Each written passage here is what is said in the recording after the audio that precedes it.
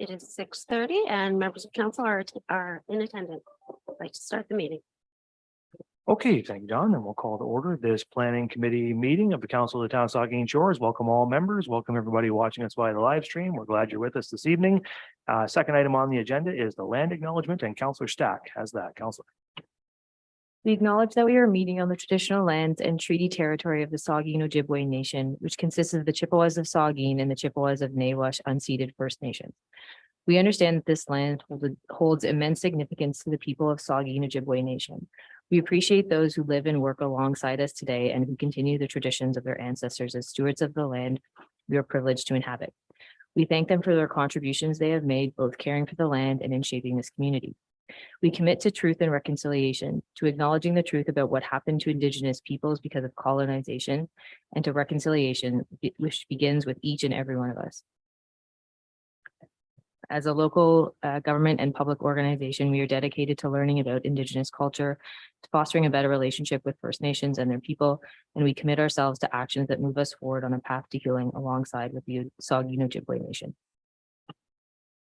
Okay, thank you. Next is additions, deletions, amendments. We don't have any of those. And so I'll ask item 4 if there are any members who have a pecuniary interest to declare at this time. Seeing none, of course, you can do that anytime you need to. We have no minutes to adopt this evening, so we're on to public meetings.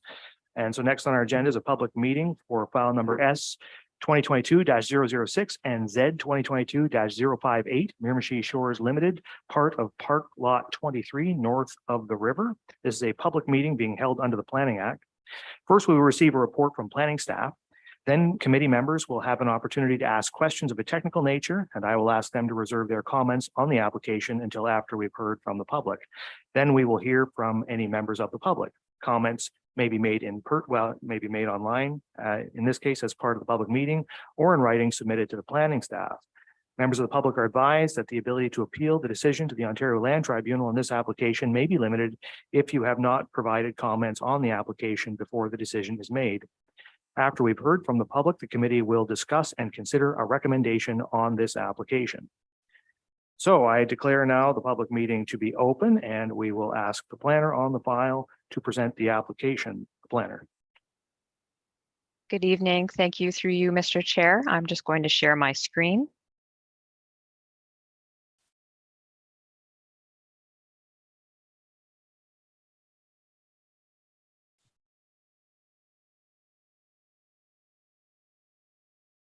And can you see my screen okay?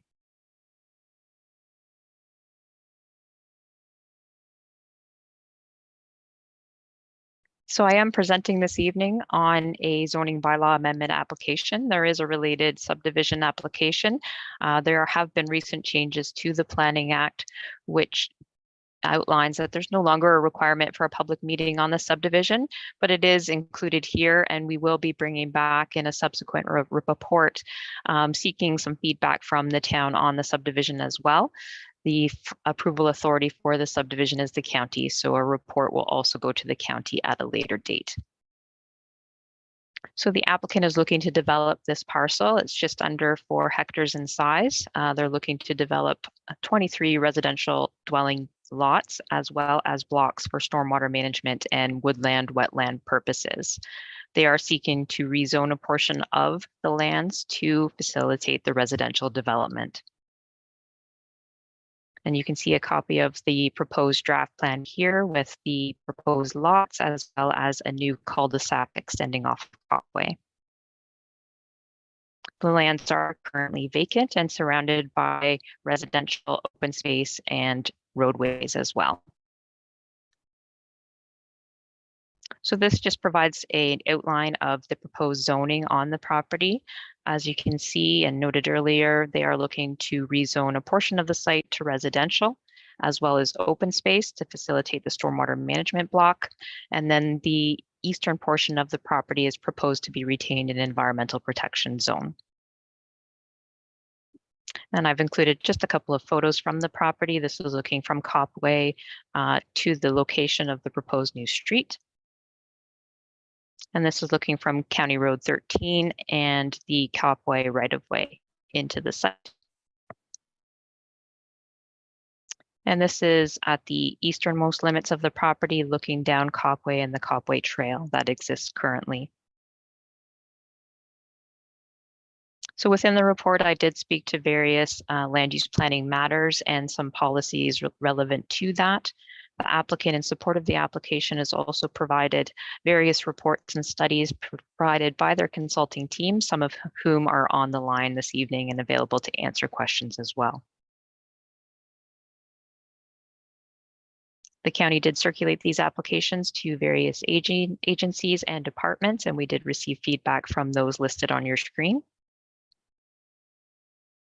And we also did circulate to members of the public. At the time I drafted this report and the presentation slide deck, we had received 19 inquiries and comments from neighboring landowners. I believe we're up to just over 30 comments at this point in time.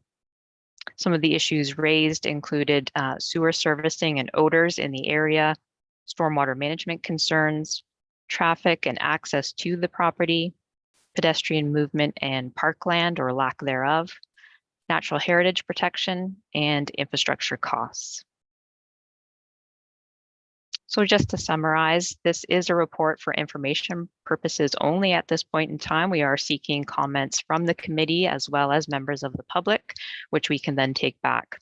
And at a later date, we will bring a report forward relating to these applications. That concludes my presentation. I'm available to answer any questions. Okay, thank you, Karina. Then I'll now ask if there are any questions of a technical nature for the planner from members of the committee. Councilor Grace. Thank you, Mr. Mayor, and thank you, Karina, for your report. I do have a couple of questions. With regard to the outlet to Bruce County Road 13, one of the reports talks about the fact that there, and the diagram shows that there is not a direct access outlet to Bruce County Road 13. At least one resident raised the question of thinking it would be preferable to have this kind of outlet in their comments. And so I wanted to confirm that the Bruce County Transportation Department will not permit this. And I wondered if you could explain what the rationale was for that. Yes, thank you for the question through you, Mr. Chair. So the county does consider this a arterial road, and there are policies both within the county official plan and the local official plan, which speak to what is permitted and new access points onto arterial roads. So these roads are intended for a higher level of traffic that are more long distance. And so the number of entranceways allowed onto the arterial, typically new entranceways are discouraged. And so there's a need to look to having access points out to lower order roads. So those would be the local roads such as Copway. And then that would direct development to a shared access, which is further south in this existing subdivision. So the intent is really to limit the number of new entrances onto the county road and to, as best possible, facilitate a shared access onto the county road. Follow up on that, please, Mr. Mayor. So I know that from speaking to residents, not necessarily, I guess I saw some comments related to this, but even earlier, I heard concerns about increased traffic in the subdivision as those people from the new subdivision would be going down Potawatomi and out Ottawa. Is that anything that do we have traffic studies, or have we had any kind of study on that as part of the application? Yes, thank you for the question. So through the pre-consultation on this file, a traffic assessment was not identified as a submission requirement for this proposal, and that was given the number of lots that were proposed. There's typically a cutoff point or a number of anticipated vehicles per peak hour or per hour, which would trigger that requirement. And given the number of lots proposed in this subdivision, the traffic assessment was not requested. The county transportation planning staff transportation staff have reviewed the proposal. They have no concerns. They do recognize that the new road would access out onto Copway and ultimately to Ottawa and to the county road. And so they had flagged no concerns with that setup. I hope that answers your question. Okay, yes. Mr. Mayor, I've got several questions. I don't want to hog the floor here, but No, if you have Can I keep questions of a going? technical nature, then carry on. okay. This also would be for Karina, and it refers to the recommended tree preservation plan targets and parameters. And this is from the EIS addendum from 2020, which was done by AWS consulting firm. And I know that in other studies, environmental impact studies, there has been a mention of the requirement from the Federal Migratory Birds Act to prohibit tree cutting or vegetation removal between April 1st and August 31st. But I didn't see a mention of this in any of the reports, and I wondered if you had any comment on that. Yes, through a view of that environmental impact study and the addendum document, you are correct. I did not see reference to tree cutting and limiting potential tree removals during the migratory bird breeding season. It is a standard requirement, and it may have just been an oversight. I may defer to Mr. Davidson or one of his colleagues when he has the opportunity to provide and answer questions on that. But it is a standard requirement for tree removals, and so I would anticipate it would still apply to this property as well. So we can have an assurance that that will be included. Yes, we'll flag that to the consultant and the applicant. Okay. One other thing is just that there's some inconsistency in the Davidson report about the size of the property, but that size difference could be significant, I think. Page 3 references it as being a 4-hectare property. But later on in the report, it refers to it as a 3.85 hectare property. And if we could just get confirmation of what the exact size is. Yes, we will confirm that with the subsequent report. Typically myself, I refer to the draft plan as it is typically based off of a survey document. And so that actually identified a different lot area. I think it was 3.8 or 3.87. And so we will clarify that for the next report.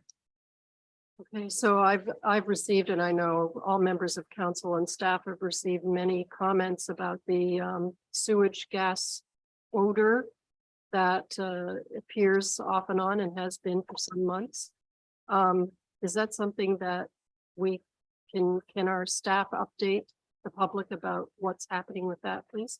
We have some staff who are on the call here this evening who might be able to come in now, Colin Saunders and others. So maybe Colin, if you could speak to that issue. Thank you. Yes, through your worship. We've been brought to our attention, of course, with the odor problem. It's something where we realize and we understand, and even council has brought it to our attention. It can be a bit severe at times, and we're looking into it and trying to determine what exactly is going on. We do know that from the past, we've experienced when there is low flow, we're going to get more odor. What happens is it's an anaerobic state, gets hydrogen sulfide buildup, and then we get that coming out through vents and through the piping, through the vents of the 2 sewage pumping stations. So staff has started looking into that last fall a little more seriously.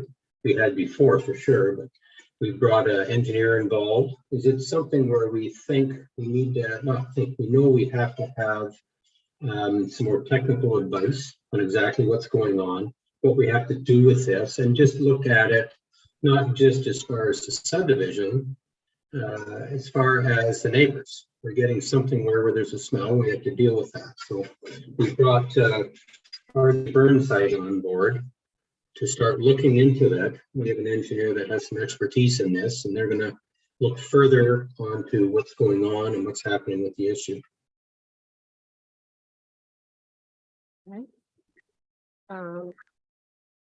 And so is there some way that the public will be updated as we learn more about this and come up with possible solutions?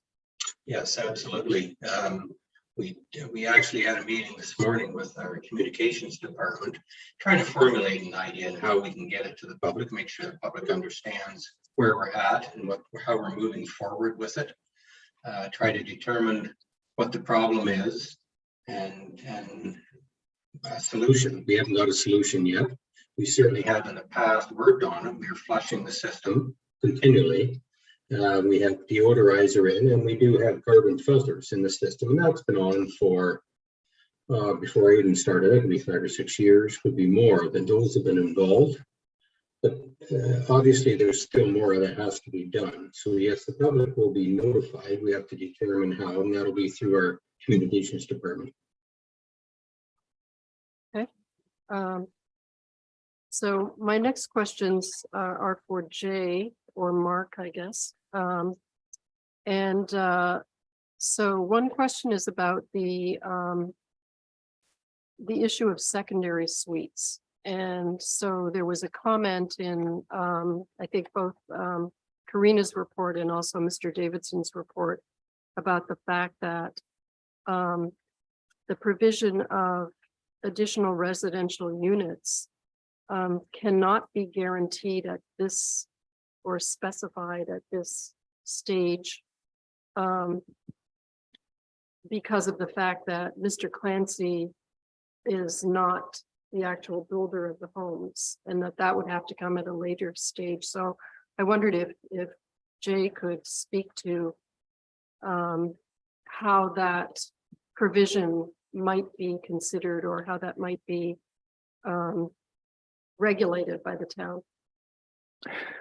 Well, if it's okay, Mr. Mayor, I'll answer. And certainly in recent subdivisions, even where the developer is not the builder, we've made it a condition of approval, and we've also made it a requirement in the subdivision agreement.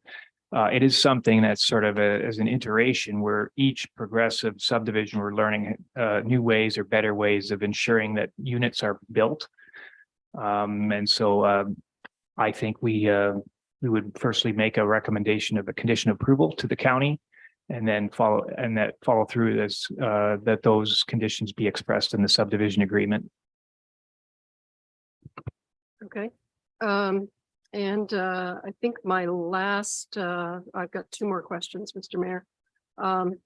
One is about parkland. Jay, I wondered if you could speak to, I know that I've had a number of people talk about how we really don't have a conventional playground type park across the river. Of course, there are other definitions of parks. Could you, since there's no mention of this in this proposed subdivision, could you speak to what's happening with that? Is there any hope of having some kind of playground for children in this area? Oh, if I may, Mr. Mayor, direct that to Director Schreider, just so a better answer than my generalities could be provided here. Sure, the director. Thank you, and through you, Mr. Mayor, thank you, Jay and Councillor Grace, for the question. So when we looked at this proposal, we had identified that block 25, I believe, the wooded area and wetlands wouldn't exactly be conducive for parkland development. And what we are hoping is that we do understand that there is a need north of the river for parkland. And there's different classifications of parkland, whether it be a parkette, a community park, or a neighborhood park. What we'd like to do is for this development is take the cash in lieu and look at an opportunity to develop a community park. So a larger park that would, perhaps we could have a fully accessible playground, larger park that others would travel to, and that in the vicinity of north of the river, that majority of the rest of the residents could walk or bike to through active transportation links. So I think that there's some opportunity perhaps within this development to create active transportation, whether it be trails, sidewalk development, or on-road. Thank you. One more question, and that's, can hydro services be buried? And if I may, Mr. Mayor, it's yes, our standard is that hydro services are buried. We work with utility companies, or rather, we require the developer to design all utility installations in accordance with our standards, and of course, the utility has to be comfortable with the design and the placement of the utilities, but our standard is to be buried. Thank you. That's it. Okay, Councillor Halpin. Thank you, and through you, Mayor.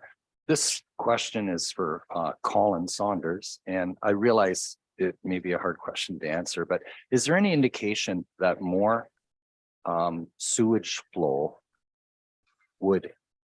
how more sewage flow would affect this situation? Would it perhaps even make it a little bit better with more flow, or or is that anything that's been looked at?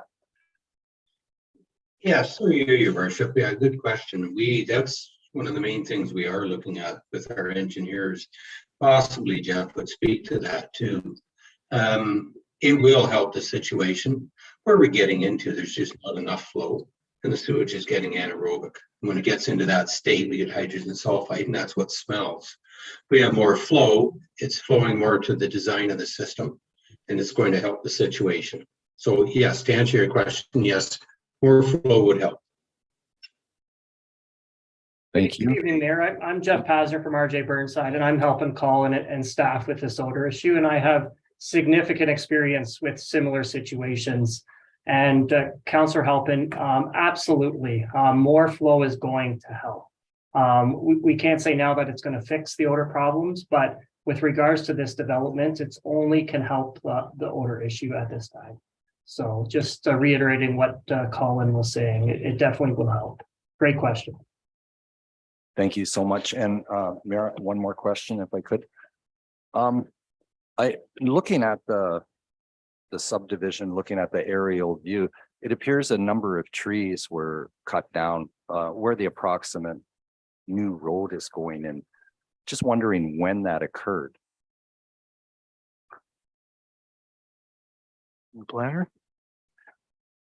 Yes, thank you through Mr. Chair. I'm not sure if I necessarily have the answer in terms of the timing of that tree removal. I understand it was to facilitate some testing on the site, but perhaps I can defer that to Mr. Davidson when he speaks next. Yeah, I'm sure Mr. Davidson's listening. Thank and you. He can write that one down and answer it when he speaks. Thank you. The deputy mayor and then the vice deputy mayor. Thank you, and through you, Mr. Mayor. And if my questions don't hit the technical mark, you can bounce me over to later on in the meeting. But just an add-on to what Councillor Halpin just said. I don't believe that it was just trees taken down where the potential is for a road. I think there were trees taken down around the perimeter of the site, particularly on the Bruce Road 13 site, side. So perhaps Mr. Davidson can speak to those trees as well. I wanted to follow up with another technical question, perhaps directed towards, he's gone from my screen, but the consultant who's joined us from Burnside Engineering. Your comment about more flow might provide some benefits in terms of some of the issues that we're having. One of the other questions related to flow, though, is I know we're about to invest some dollars into some improvements and upgrades and expansion at the Southampton sewage treatment plant. But when the system was installed north of the river, it was installed to accommodate growth and capacity up to a certain point.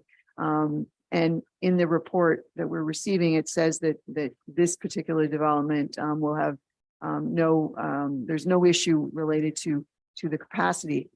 My question is, when were the capacity numbers, you might not be aware, but when were the capacity numbers adjusted to reflect this sense that now density is being enhanced far beyond what I think we imagined back when the system was initially installed with the big dig all across the region? So maybe Colin, this is better for you, but have the capacity numbers been adjusted to reflect this idea that now we're going after increased density?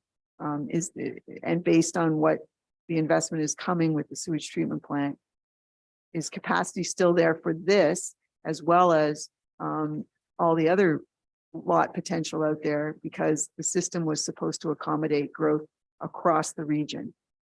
Thank you. That's probably best for me to answer through you, Your Worship. Yeah, what we conducted what's called a water sewer master plan. BM Ross and Associates out of Goderich did that.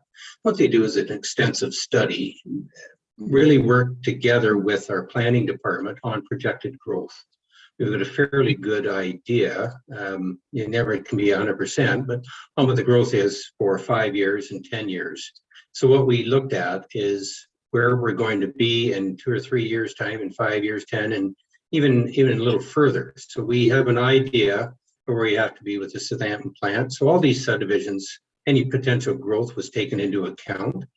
As far as this subdivision we're talking about right now, other ones in Predalgan are all taken into account of both wastewater plants, and they're taken into account for the water plant. So yes, we are working right now in the engineering for our Southampton wastewater plant. The engineering will be completed this year. We intend, the plan is for January to be able to tender out for the actual construction, where that plant will be upgraded and servicing the expanded community in 2025 is the plan for that. And then we're working on the water plant. We will start that process next year, looking into it. And then the Predalgan wastewater plant at that. That's not affecting this subdivision, but it's all a part of our water sewer master plan and projecting the growth and where we have to be. Thank you.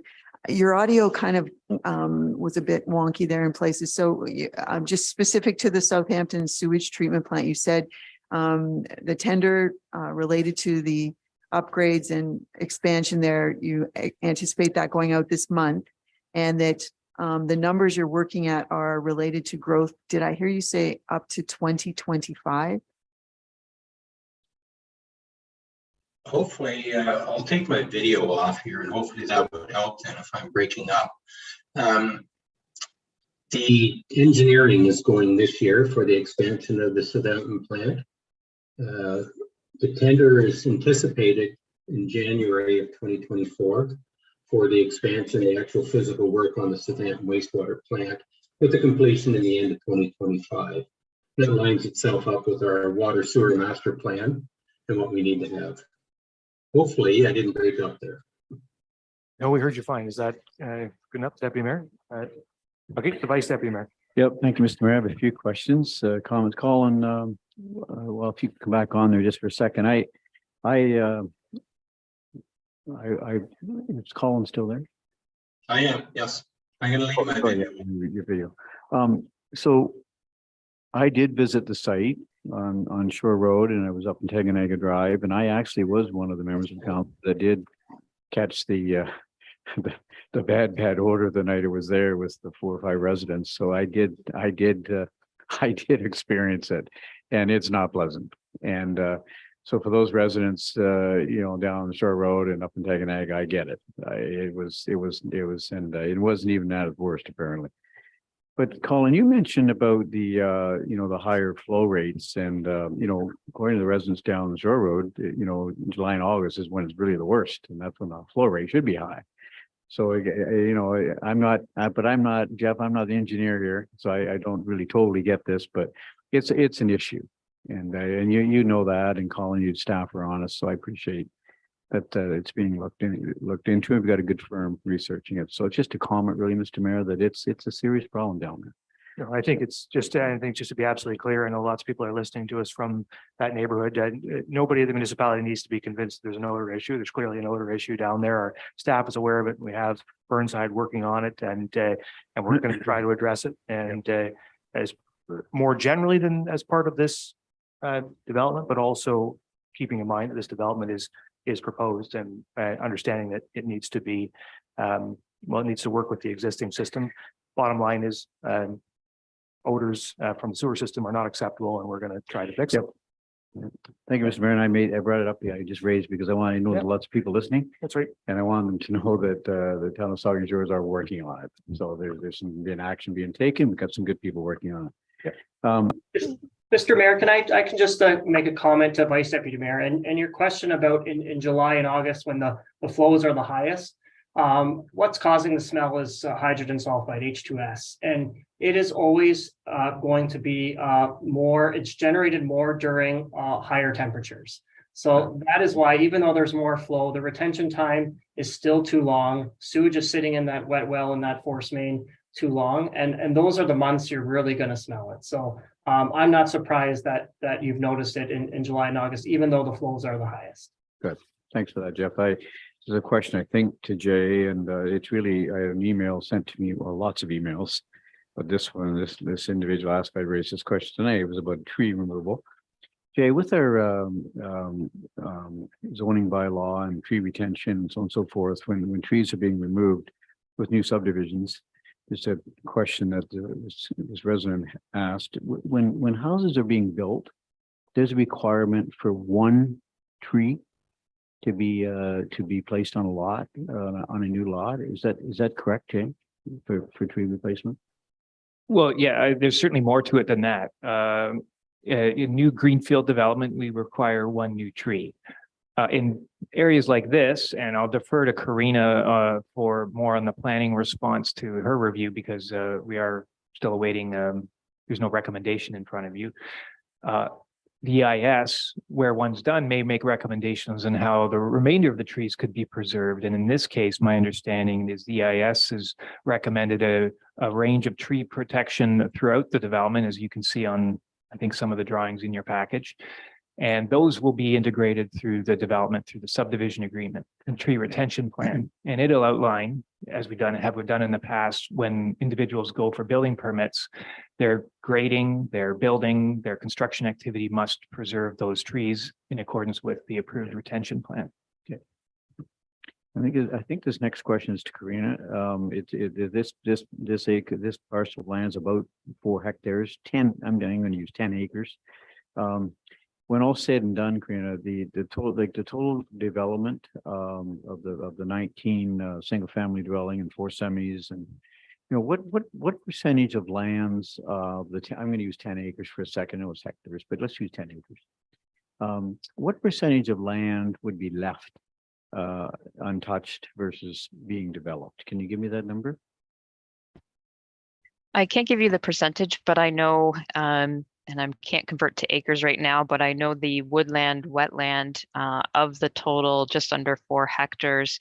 The woodland, wetland pocket is 1.75 hectares. And I believe the tree protection on the lots as well as the stormwater management block is just over, I believe it's an hectare as well. I can confirm that number. I have it written down. I just don't have it in front of me right now, but I can provide that in a moment.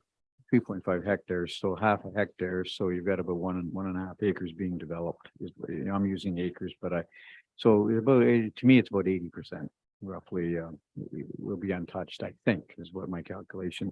Because I've had a lot of people ask me too, what portion of that land will be disturbed. It seems to me it's about 80% will be saved. But the other question I had, and I think this is of Strides or Jay perhaps, but Copway Trail was put in the year 2008, 2009. Trail system all the way down to the waterfront. It was a directly community services at the time that happened, actually. And I just wondering, with this proposed development, there would be probably need for a sidewalk, I would assume. And my thinking perhaps is there a potential there, Jay, to have that sidewalk right over top of the existing trail system?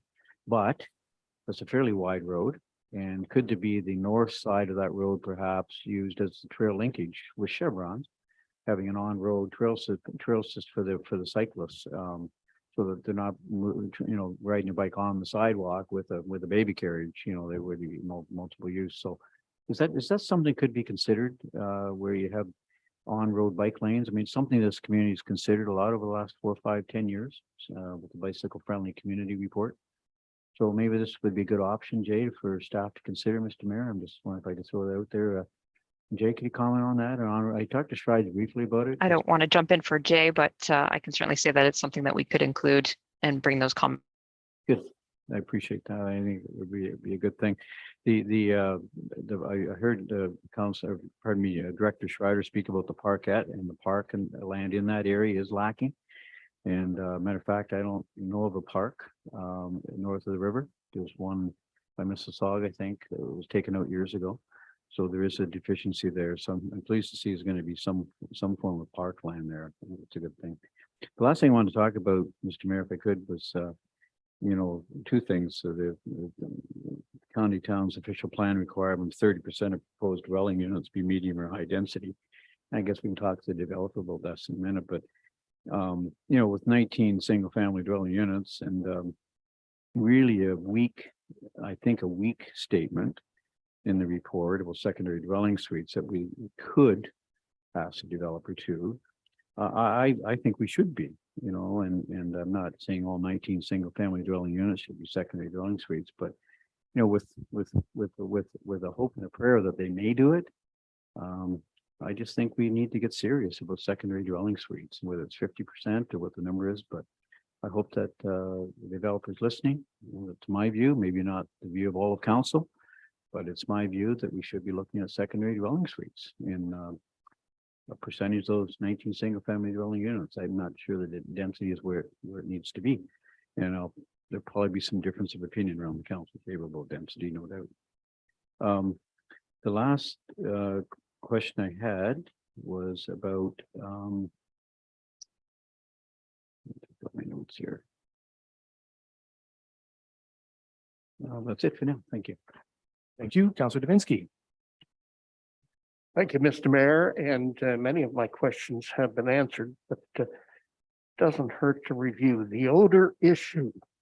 Are we talking the odor issue on both sides of County Road 13 when we talk about planning it? And I guess I'm saying that through you, Mr. Mayor, to Colin or to Jeff. There's Colin. Yeah, through you, Your Worship. We're talking, I would issue in the whole area. Specifically, we're looking right down on the lake shore. We have the 2 sewage pumping stations down there, and that's what we're directing our issue to. But we do have a couple of concerns. People have been concerned up in Madwiosh, up further up. So we are. We're looking at the whole area. Jeff, you could jump in anytime you want. If you want to bring any more into it.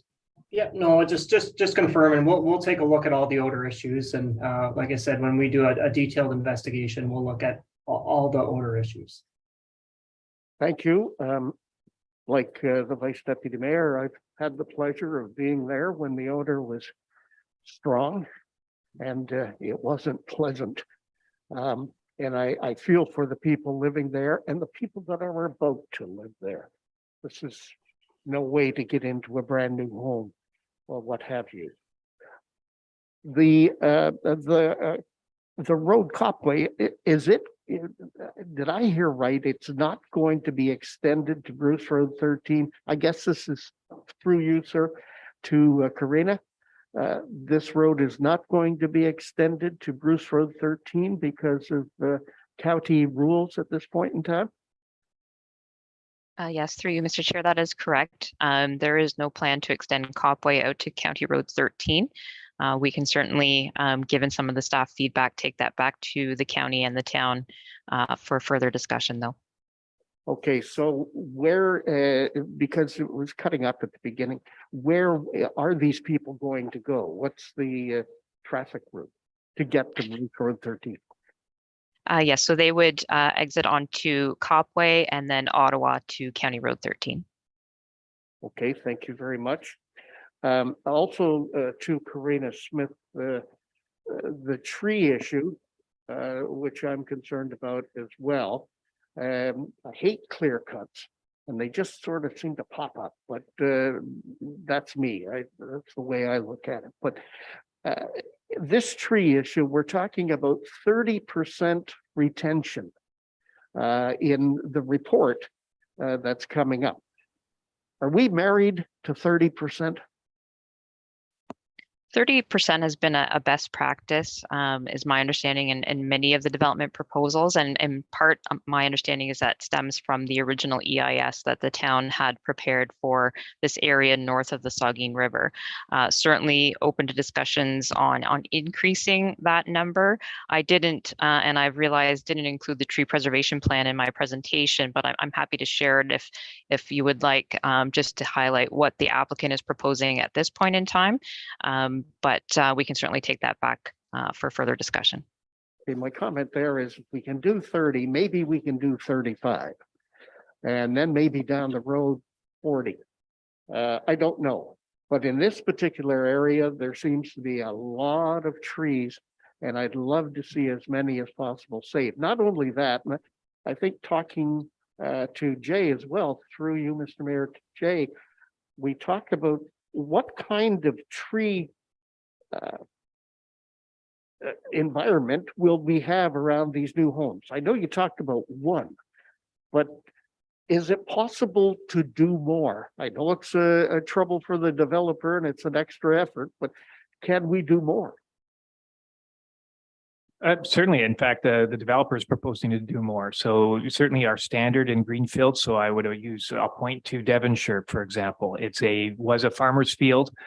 You need to reestablish trees. We have a minimum standard of 1 tree per lot. Well, in this case, it's a wooded area. There's going to be trees removed just to construct the development, but there's a retention plan they're providing, which shows the retention of a strip of land behind at the back of each of the lots, even connecting to the road at certain locations. And when we'll highlight this more strongly with more emphasis when this is brought back, so you don't have to just take my word for it, as well as preserving the woodland wetland feature of 1.5 hectares, or the number that Karina gave you just a few minutes ago.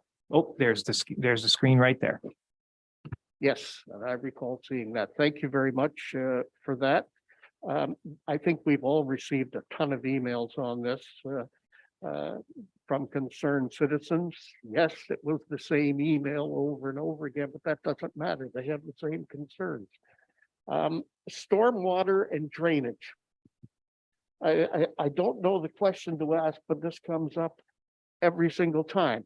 And this may not be a technical question, but are we, and Karina, you're smiling a bit, so perhaps I'll ask you because you know the answer. What are we doing to guarantee to these people that may buy homes there, or the people that are already there, that the stormwater and drainage will be taken care of? Yes, thanks again for the question. So with new developments such as this one, there is a requirement to prepare a stormwater management report, which the consulting team has done on this project. There are provincial, town, and conservation authority requirements as it relates to stormwater management. And the intent is to ensure there's no adverse impacts to wildlife and to neighboring landowners, adjacent landowners, to the road system in the area as well. So I'm not the engineer, and I certainly don't pretend to be, but I know there is a strategy on this site to have a stormwater management facility, which would take a certain amount of flow from the site.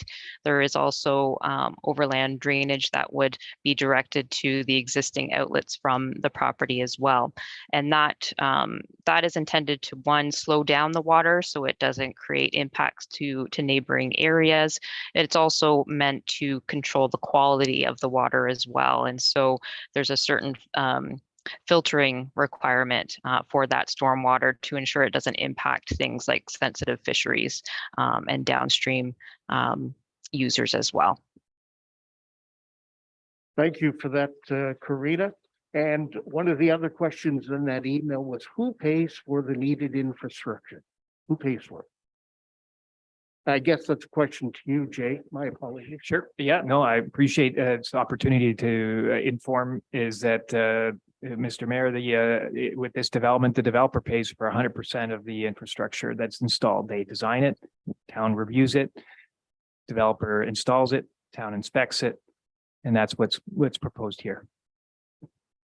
Thank you, sir. And thank you, Mr. Mayor. Okay, thank you. Are there any further, Councillor Stack? Yeah, just a quick question about any species. I just want to confirm whether we're clear and comfortable with the findings that there are no sort of species of concern located on the property as of today. Yes, thank you for the question. That is my understanding, is that there were certain significant natural heritage features, including woodlands and significant wildlife habitat. But I would perhaps defer to Mr. Davidson and the team to speak to the specifics of that. Yeah, so I'm sure he's taking note of that and he can refer to that when he speaks in a moment. Any other questions of a technical nature? I suppose I'll just ask as a technical question, I guess, about the process and to Councillor Stack's question. I know I've read in some of the emails we've received, folks concerned about Bill 23 and the changes to the Conservation Authority's role in planning matters, but it's important to note in this case, the natural heritage elements, for example, species at risk, were reviewed by the Conservation Authority and we've received recommendations of the Conservation. This is one of the last times we will receive recommendations from the Conservation Authority, but that is the case. Is that correct? Karina, that in this case, we do have comments from the Conservation Authority.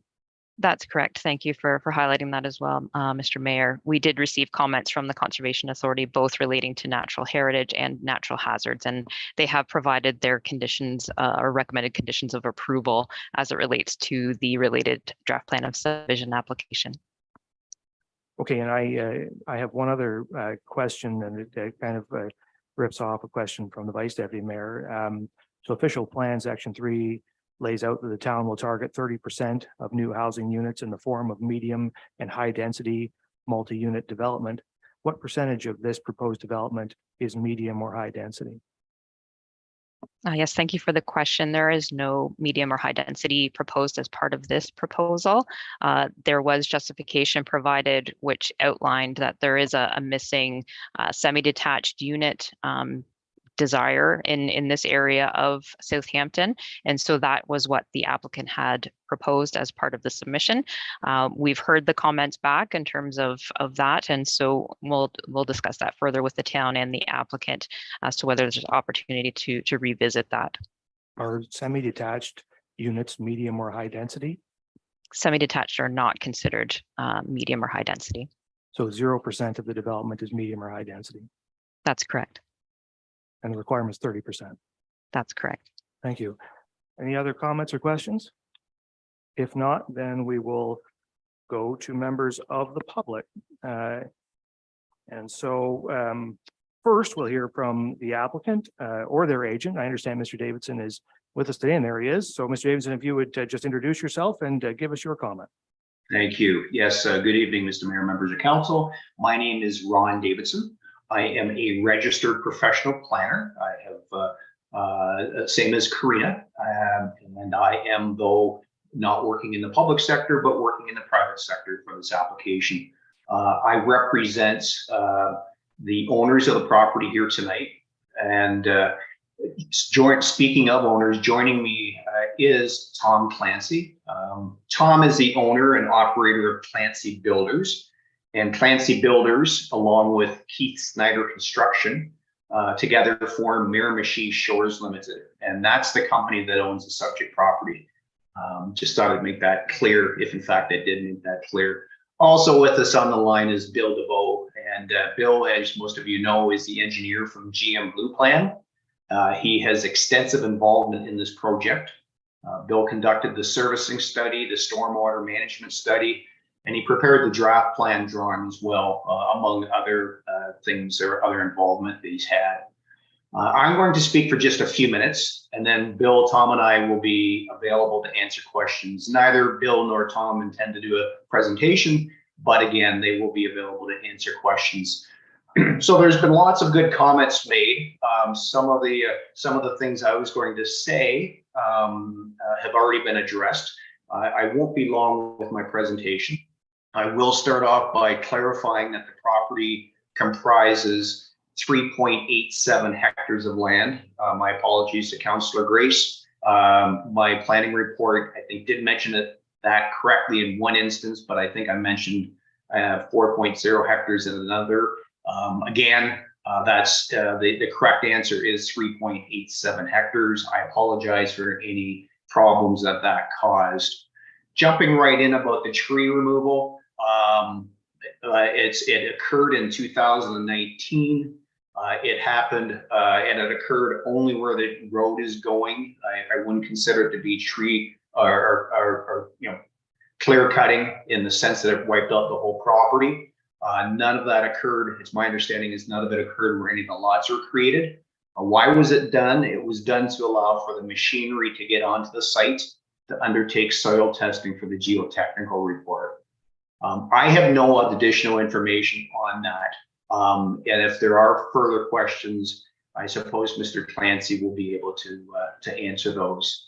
Tom will likely keep about half of the lots for his own home building business, and the remaining lots will be sold. Now, as you heard from Karina, the lots proposed are 19 detached dwelling lots, or single family lots, if you'd rather call it that, and 4 lots for semis. The detached dwelling lots are small, or smaller in size, or most of them are. So they're not as wide as usual. Quite often you see lots at least 15 meters in size, but these are 14. Does conform to the zoning bylaw though. There's a few lots that are extra wide, but that's only because those lots include the tree retention area that was showing up on your screen earlier.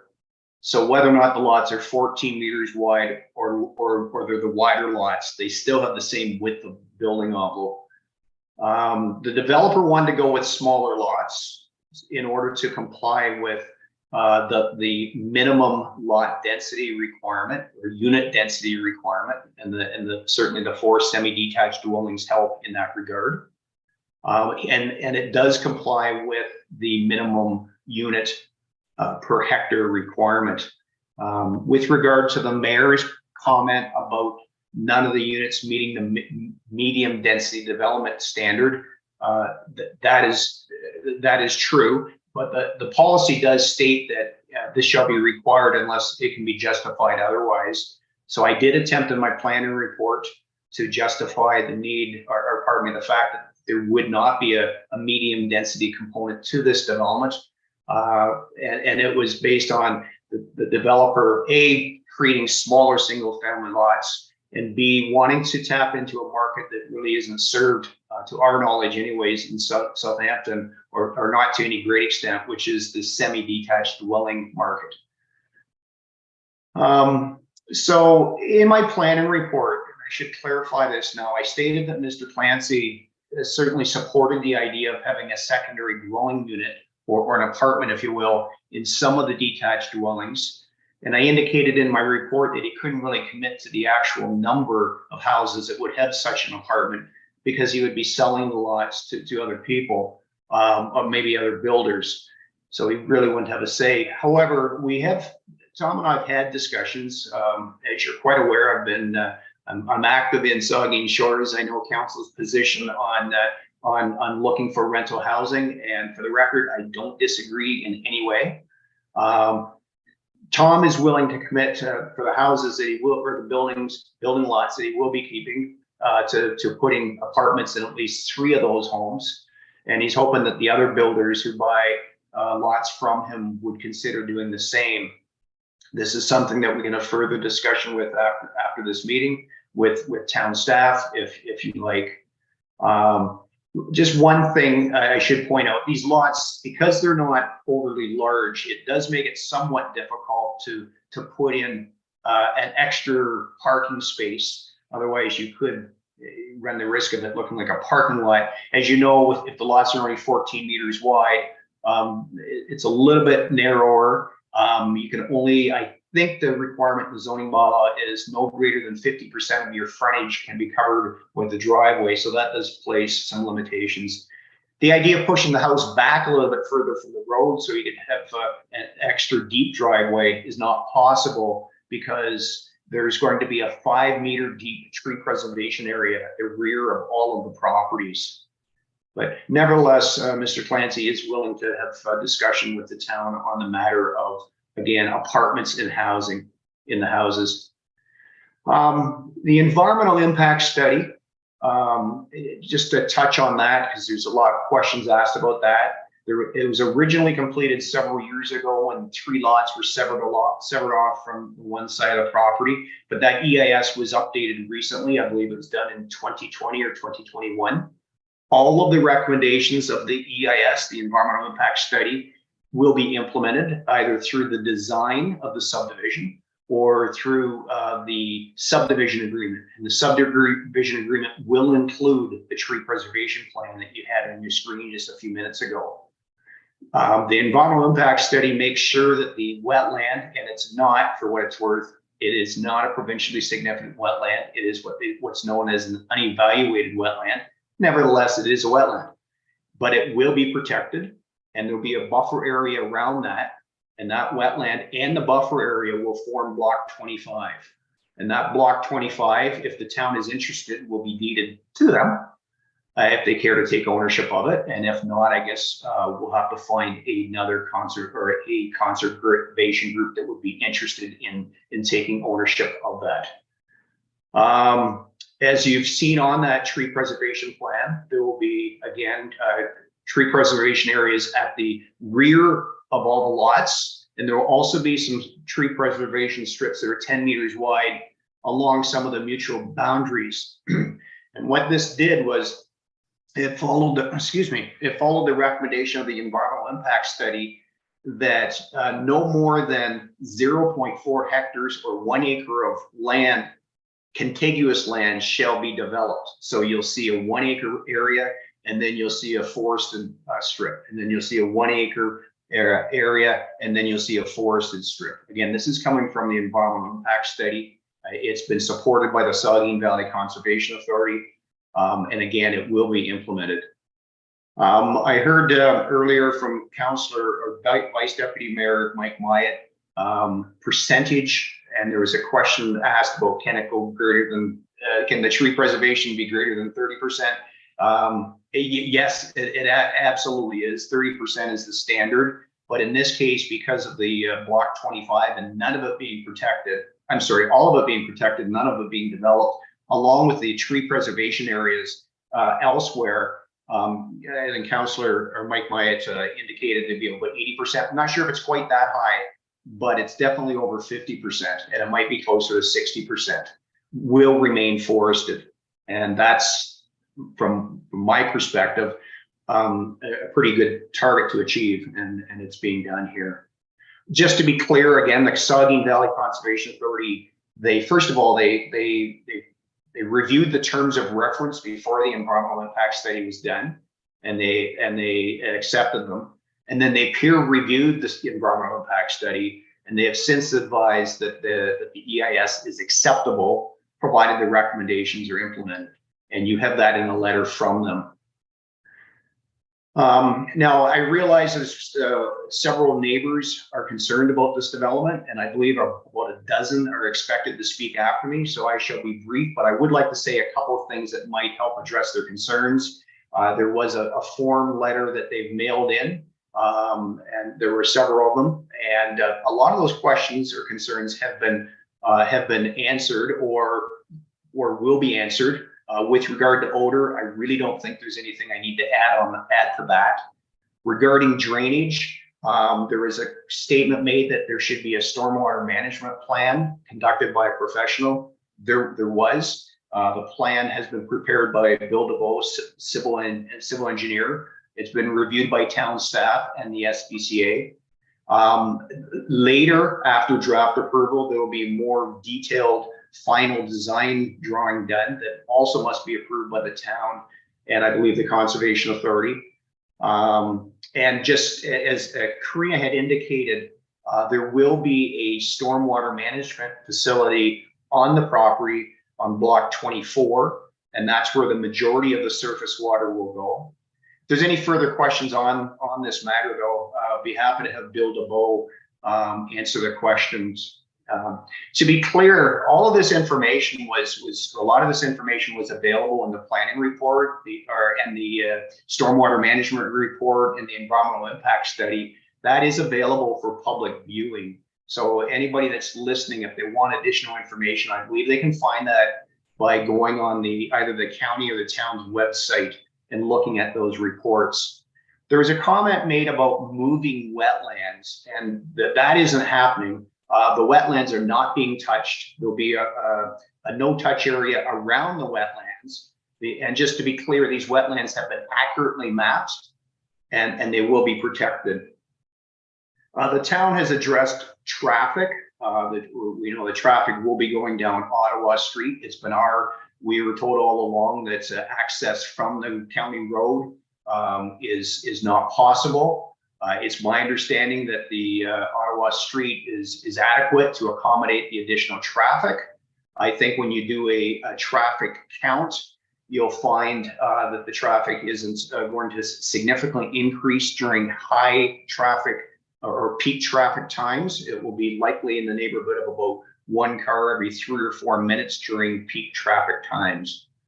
The question, who pays for everything? The developer pays for all of it. Question about tree preservation and endangered and threatened species. Again, the environmental impact study has been done. There were no habitat found for threatened or endangered species on the subject property or within the study area. And the study area includes lands within 120 meters of the development lands. Nevertheless, there are still recommendations in the planning or in the environmental impact study about about protecting the natural environment, about tree cutting, about making sure that the trees are. And I should answer this. I should clarify this. Councillor Grace brought it to everyone's attention. I saw the email earlier today about the environmental impact study not addressing or not making a statement about the time of year in which tree cutting can take place. The biologist is in Florida right now. I was able to get hold of him today. He confirmed that the report should have identified that, should have stated as such, and then of course that will definitely be carried forward into the subdivision agreement, that no tree cutting can occur during bird nesting season, which is, I believe, mid-April till late September or October. But to be clear, that will be part of the subdivision agreement, that no tree cutting take place during bird nesting season.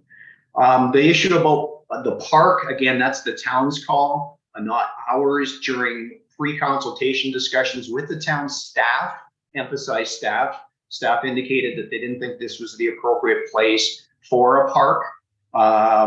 And of course, council, I suppose, can overrule that if they care to do so, but we went on that basis. Having said that, that doesn't mean the developer gets off scot-free. He is required to pay the equivalent in cash of 5% of the value of the subject property, and the town will use that for park purposes elsewhere in the community. Having said that, the developer is willing and wanting to give up block 25. It's not a park. It will be open space, and it'll be left in its natural environment, as I've said a couple times now. And if the town wants that, that's great. If not, there's another group, perhaps the Escarpment Biosphere Conservancy, would be interested in taking that. But having said that, just to be clear, Mr. Clancy and the developer does not get off scot-free. He's, even though if he gives up the land, he still has to pay 5% cash payment to the town for parkland purposes, just to be clear. That's it. Again, a lot of these answers to the questions raised by the public, and they're all very good questions. A lot of that information can be found by looking at the various reports found on the county or town's website. And that's it for my presentation, Mr. Mayor and members of council. Thank you.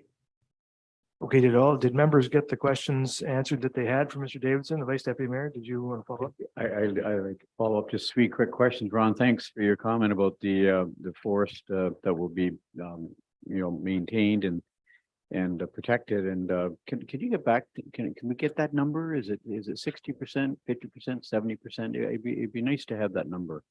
I'd be interested to know that number, Ron. You said 60, I said 80. I was out a whopping 20%, but did you get that number? Could we?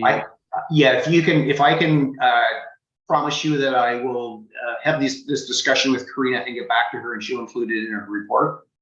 Okay, it'd be nice to see that in a report somewhere then. And secondly, that 5% land value, parkland dedication, I don't know whether this is Jay or who it is, but dating back to what date on the assessed value? And what is that amount, that 5% parkland dedication fee? Is it 4 years ago, 10 years ago, when the land was purchased? When does that date back to?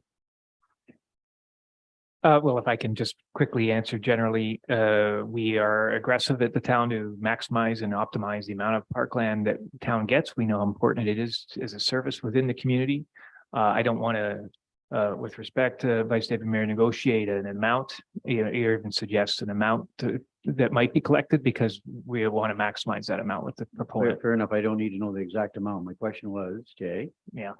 Based on what year is that 5% based on? Is it 10 years ago when they bought the property? Is it today's value? What's the 5% based on? It's current year. Current year? Yeah. That's what I was asked. Thanks, Jay. And third question, Ron, and I was hoping that, Mr. Mayor, for you to work with Jay and Kristen Schreider, Director of Community Service Operations on the trail system. There is a trail linkage there. Copway was built back in 2008-9. It's being overgrown with grass, and it's not the most attractive trail system right now. I suspect that could be location of a new sidewalk. But I would respectfully ask Mr. Mayor if the developer and work with staff on this, in that a non-road trail system linkage, like using that existing trail system perhaps for sidewalk, but perhaps putting no parking on the north side of that road. It's a fairly wide road, Topway, and perhaps putting a trail system linkage in there down to the water. So that's something Ron and Mr. Clancy will work on with their staff in terms of working and ensuring that trail system's maintained in some format. Sure. Well, I think they'll take that away and have those conversations. Yeah. Mayor? If I may, Mr. Chair, I do have the percentage calculation. Sure. So together, the woodland, wetland block and the tree protection area is about 57% of the total area of the property. The Deputy Mayor and then Councillor Grace. Thank you, Mr. Mayor, and I am very interested to hear from the public, and I think most of us members here sitting around the table, we have quite a bit still more to say in the aftermath. So I just hope we still have time for that. I do want to just, though, since it's come up a couple of times, I can see no reason why the town wouldn't want block 25. So, I think it seems to still be a question, but I just wanted to put that into the conversation that, Sure. Of course, we would want that. And just to clarify, I see members put up their hand. My intention here is to ask to make sure that you got your answers, the answers to the questions you posed before from Mr. Davidson. So if you have new things to add at this point, I'd prefer we heard from the public first and then come back to your comments later. So if you have a follow-up to your previous question, want to make sure Mr. Davidson answered the question you had, we can go ahead I can ask it later on. Okay. Mr. Mayor. Okay, you're okay with that, bud? Yeah, okay. All right, so why don't we move on to hearing from members of the public? Then we have 9 members of the public on my list. Of course, if there are more coming on, we can get to them at the end, but I'll go through my list and then we'll get to that. So up first, we have Oh, did you? Sorry, sorry about that. Pardon me, Councillor Stack. Thanks. Sorry, I'll try to be quick. So I just wanted to go back to the the species assessment that was done subsequently in 2020. I'm just wondering if there's someone that can talk to the timeline. So when I looked at the original environmental assessment report, there's a bit more detail and it looks like a bit of a longer duration of time between some of the investigations. So when I look at the most recent study from 2020, we're looking at maybe 3 hours total to reassess. So I just wonder, I guess, a couple things. Is that standard? And are we comfortable that we're able to assess properly the situation for the species in the area with 3 hours of assessment? Ron, do you have an answer to that? Yeah, hopefully I can do this justice. Yes, there's typically never a need to spend anywhere close to the same amount of hours doing an update as the original assessment, because a lot of things don't change. Typically, for example, wetland boundaries don't change, and a number of other things. You know, they knew it is a significant woodland, and that's not changing. What does change, though, could be, for example, in threatened and endangered species and other species that are potentially at risk, and typically you usually focus in on those particular ones. So, and again, Saugeen Valley Conservation Authority was fine with the approach that was taking and updating it. Okay, so members are satisfied now. We're going to go on to the members of the public now. So just to advise the members of the public, we'll bring in our first one, Nadia Prioreshi, and I just let all the folks who are listening and who are going to join us here know that give us your comments, and then whatever questions you have, go ahead and ask them. I'm going to make note of the questions as you ask them, and I will put them after you're finished to the relevant expert or the proponent or the planner. So give us your whole statement, give us all your questions, and then I will pose the questions at the end for you. So Ms. Prioreshi, the floor is yours, and welcome. Thank you. Good evening, Mayor, councillors, planners, and engineers. My name is Nadia Prioreski, and I'm speaking to you today with my concerns about this development. I provided a tree preservation document and a letter of concern to most of the esteemed members of this committee in 2022, and I thank you for allowing me to speak at this meeting today. As we've been warned, Canada's climate is warming twice as fast as the rest of the globe. Northern Canada is heating up nearly 3 times as fast, according to a study by Environment and Climate Change Canada. This unprecedented rate of warming in Ontario could collapse agricultural industries, flood coastlines, and increase the frequency of damaging extreme weather events, which we have already seen this past year in Southampton. Pardon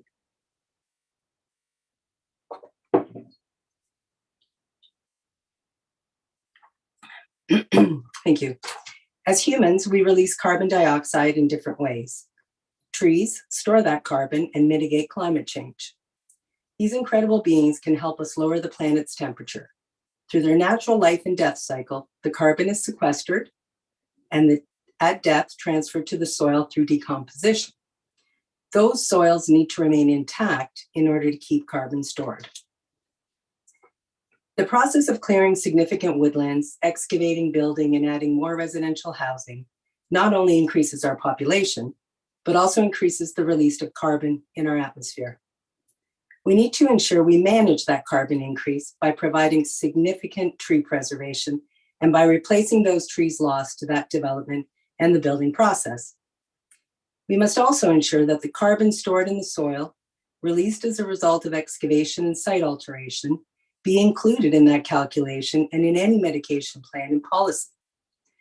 As part of the development proposal, an environmental impact study was undertaken. And in that study, several recommendations were outlined. One in particular, it is recommended that the town develop and implement a bylaw to regulate tree cutting within the town.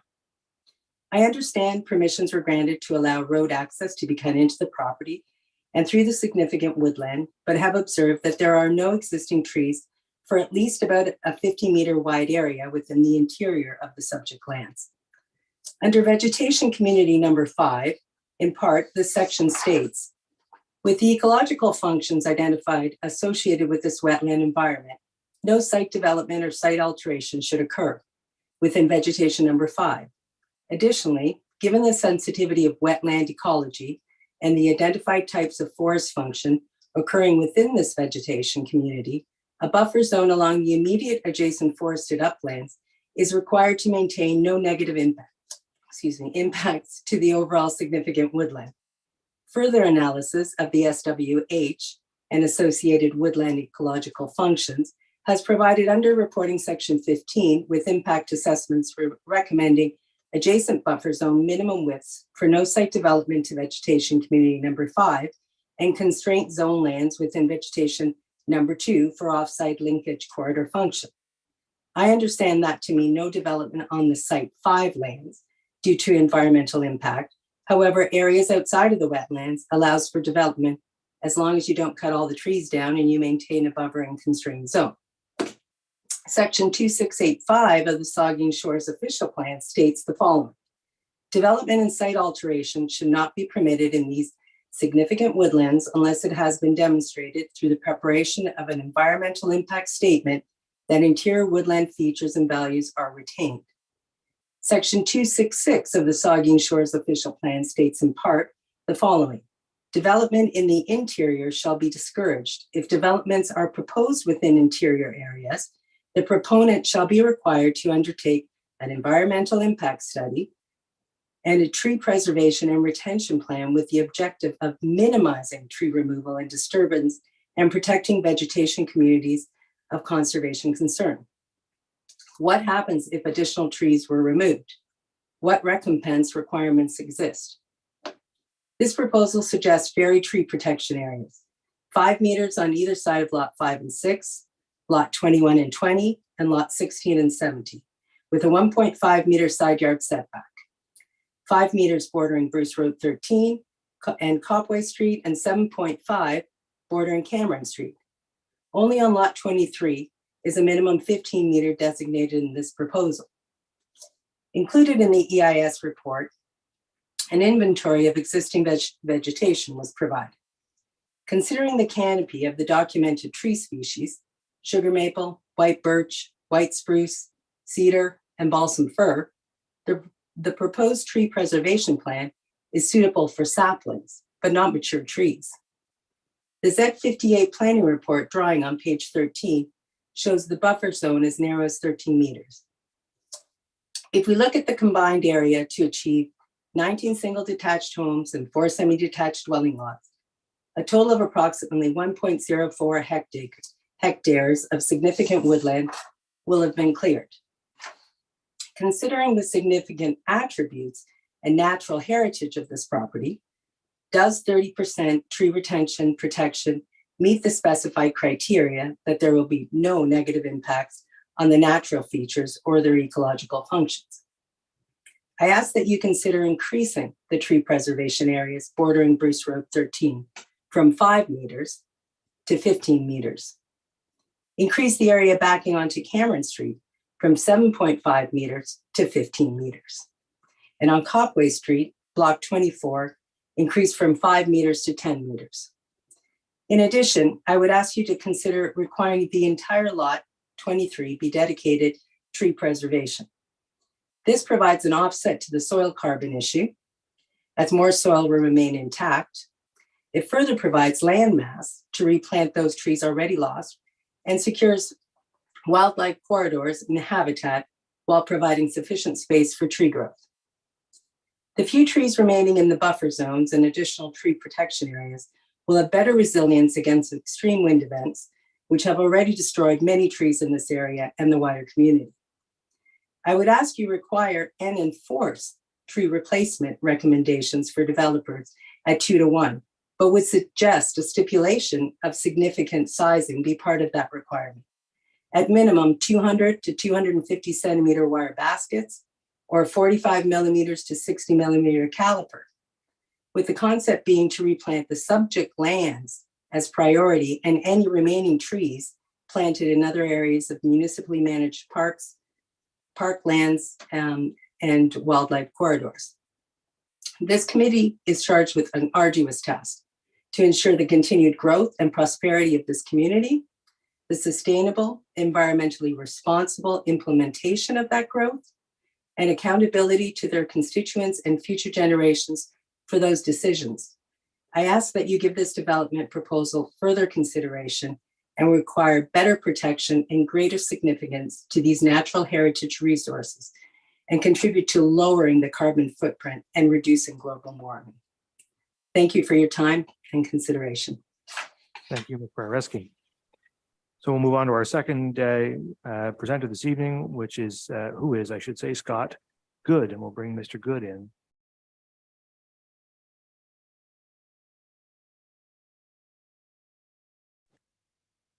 Good evening, Mr. Good. The floor is yours, sir. Thank you. Well, I'm here to, I live on 466 Eckford Avenue, by the way, so right down in the heart of the area. I'm here to speak on the sewer issue, but you've thankfully answered a lot of the questions, and I appreciate you acknowledging the fact that, there is a problem over there. I've scratched out most of my notes, and I will be very brief. Basically, what we're after is a commitment to fix this fix the odor problem with the sewers. Obviously, we've all agreed that it's a problem. Fix it before more development goes in, which could be done by putting a freeze on hookups or new construction permits until it's fixed. We're obviously looking at finding what the problem is, but it's getting it fixed. The other issue is this flow issue, and I've heard this many times because I've been investigating this a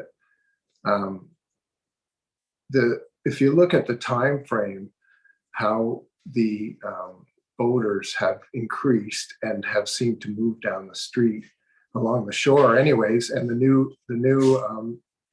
newer area up in Tyendinaga. It's been building over the last few years, 3 to 5 years, really. There was initially some odor from the pumping stations, but which there still is. As a matter of fact, I smell it today. But there's more people here living here full time now than there was when this system started, and certainly since COVID. And they're definitely with the more people. I understand the temperature has an issue, but it doesn't mesh with what I've seen. I walk the area every day, the whole area, the whole loop of the North Shore, and I've started charting the areas where it smells and recording everything from the wind to the time of day. So if anybody would like any of that information, I'm willing to share it. Anyway, so what we're really after is a commitment to get it fixed before development proceeds. Thank you. Thank you, Mr. Good, for your comments. So now we'll go on to Mike Finn. We'll bring Mr. Finn in, please.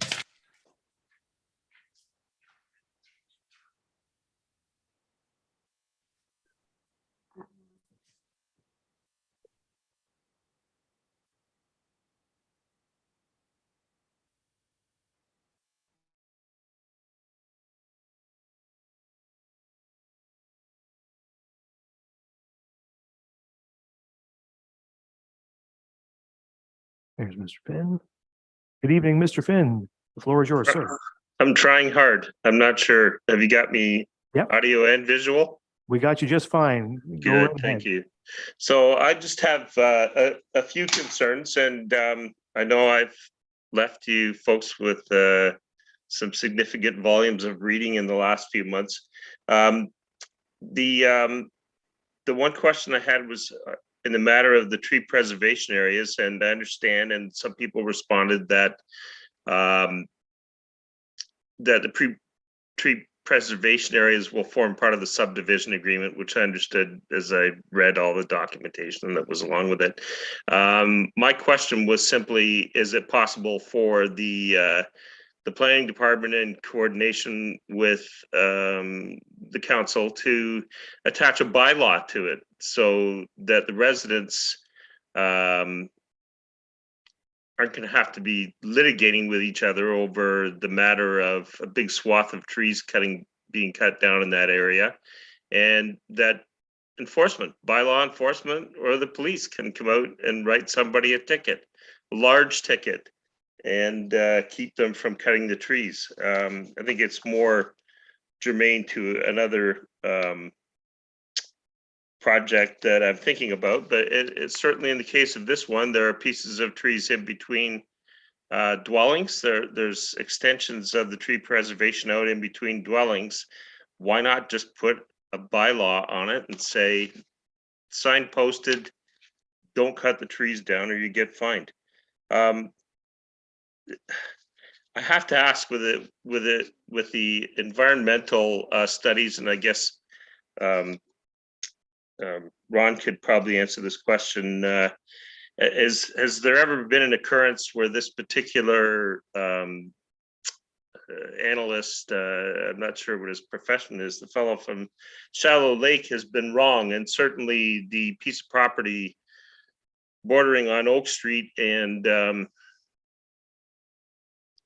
Shore Road and Turner, which is just probably going to come back into your realm again for another review of more lots maybe being added, was cut back because they said it wasn't a wetland, and it was. And I gather something was found there, some kind of an endangered species. It's only a few hundred feet from, well, I guess from this property, it's a half a kilometer. Regarding the master sewer plan that was mentioned earlier, this is straight out of the master sewer plan. The SPS 4 catchment area is not impacted by future development, thus no conditions were modeled. Out of all the pumping stations in Saugeen Shores, that was the one that wasn't modeled. And while that master sewer study was being undertaken, they were drilling wells on this property and on the one that's going to be coming up just off Elm Street fairly shortly, right at that time. And I just find it kind of inexplicable that that was the only pumping station that wasn't analyzed in the group. And there really isn't very much of any information being said there. But one of the other things that was said in the master plan, and perhaps your engineering guys could answer this one, they're talking about exceedances, peak daily capacities. And there was only a couple times where they were exceeded. And normally we're way within what the sewage treatment plant capacity is. And I assume that on the days where the very few days that those peaks exceeded, that there was probably excess capacity within the plant left over from the previous day, say, to acknowledge it. But and so one of the things that was said in there, the magnitude of the exceedances are limited and are as a result of pipes with limited slope. And that was one of the questions that I asked in my letters, was what were the slope rates on the pipes? And I'm pretty sure the slope rate on my street, on Blanchfield, which has been the first place to stink basically from day one, it has to be off. There has to be sewage sitting in there. And I can say from the first time that I wrote to you folks in middle of August on one of these subdivisions, I said at that time that I only ever smelled it outside and it never entered my dwelling. And by the last time I wrote to you, it was entering my dwelling at dinner time when the wind is light and the air inverts and the breeze is coming out of the east. And just right through there. And we and our neighbors both have spots that we like to sit and watch the birds and the sunset, and have an evening drink and just enjoy the environment. And there were times this fall, early October, still in hot weather, where the H2S, which is heavier than air, was just laying on the ground all around us. And we were sitting in the stink for 3 hours, unaffected by wind. I want to say that's escaping from a hole in a manhole cover about 3 centimeters square. And that manhole cover was about 250 feet from where we were sitting on the beach, well away from the road. To me, it just, having seen how much busier it has gotten between the beginning of COVID and now, and the stink has gotten way worse. To me, it just exceeds the boundaries of plausibility when somebody says increased flow is going to fix it, especially if part of the problem has to do with pipes not being sloped properly and they're holding sewage. And I don't think 50 dwellings, which or 60 maybe we're talking about coming up in that community, all going into SPS 4. Between this project and the one between Elm and Blanchfield, and there's another one adjacent to this project, they all go into SPS 4. They won't even increase the flow by, I don't think, based on my calculations and based on the information that Cheryl provided me about the number of residences on our side of the river, I don't see how that's going to increase flow by maybe 12 or 15%, how that is going to fix your oversized force main, which, by the way, is 200 millimeters. I finally learned, actually with the help of Ken Burgess today, and it probably should be half that size. It probably should be 10 centimeters, just based on the calculation for moving sewage 900 meters through a pipe from a pump. And those are my questions. Thank you. Okay, good. Well, so thank you very much, Mr. Pinn. A few questions there, and I'm going to put them to the folks. Hopefully, I'll try to put them to the folks who can answer them.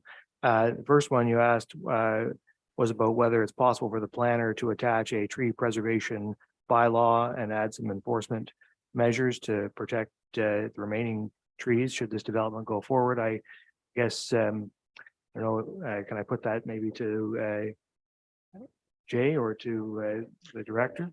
I should have said it's being done in other communities. This is what sponsored my question. Sure. Well, we'll start with Supervisor Development Services and maybe come up with the director if he can operate it.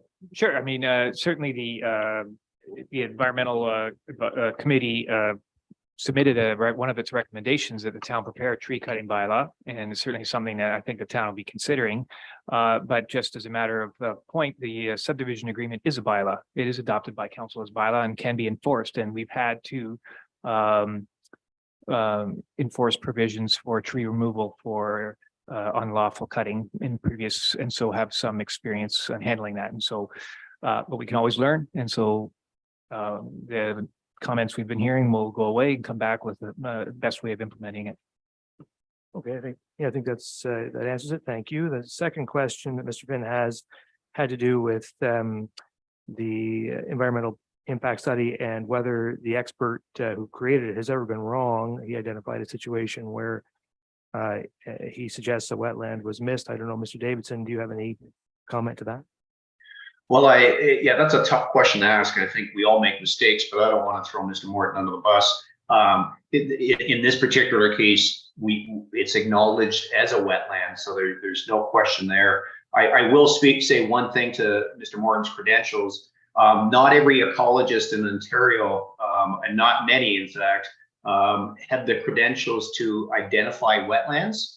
Mr. Morton used to work when it was called the Minister of Natural Resources. He worked for them. He was an expert in that field. So I would suggest to you, Mr. Mayor, he knows a wetland when he sees one. Okay, the Supervisor of Development Services. Yes, and I also think it's appropriate to remind council that the Conservation Authority also reviews these, and at least for this development has reviewed the report and has made its recommendation on that basis.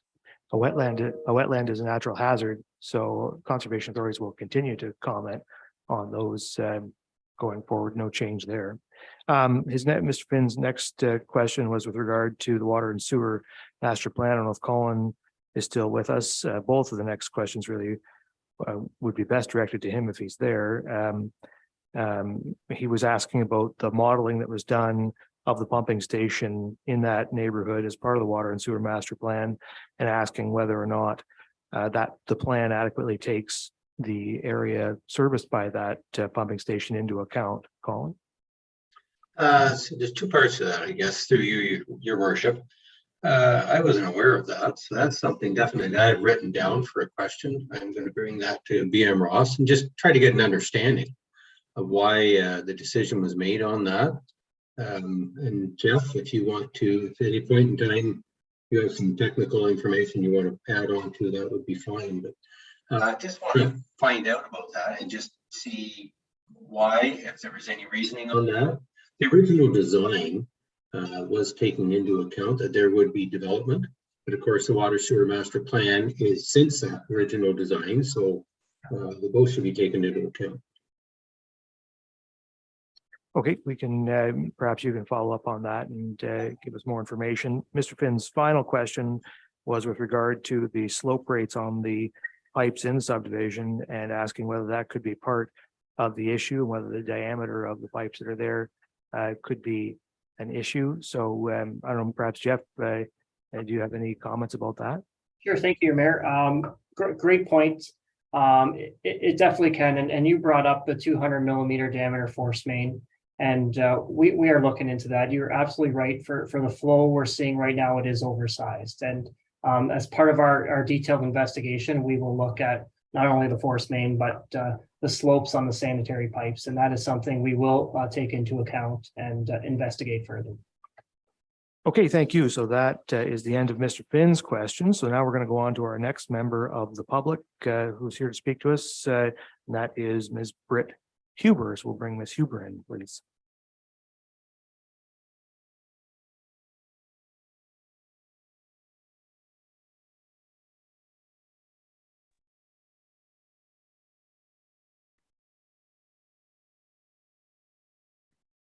Good evening, Ms. Huber.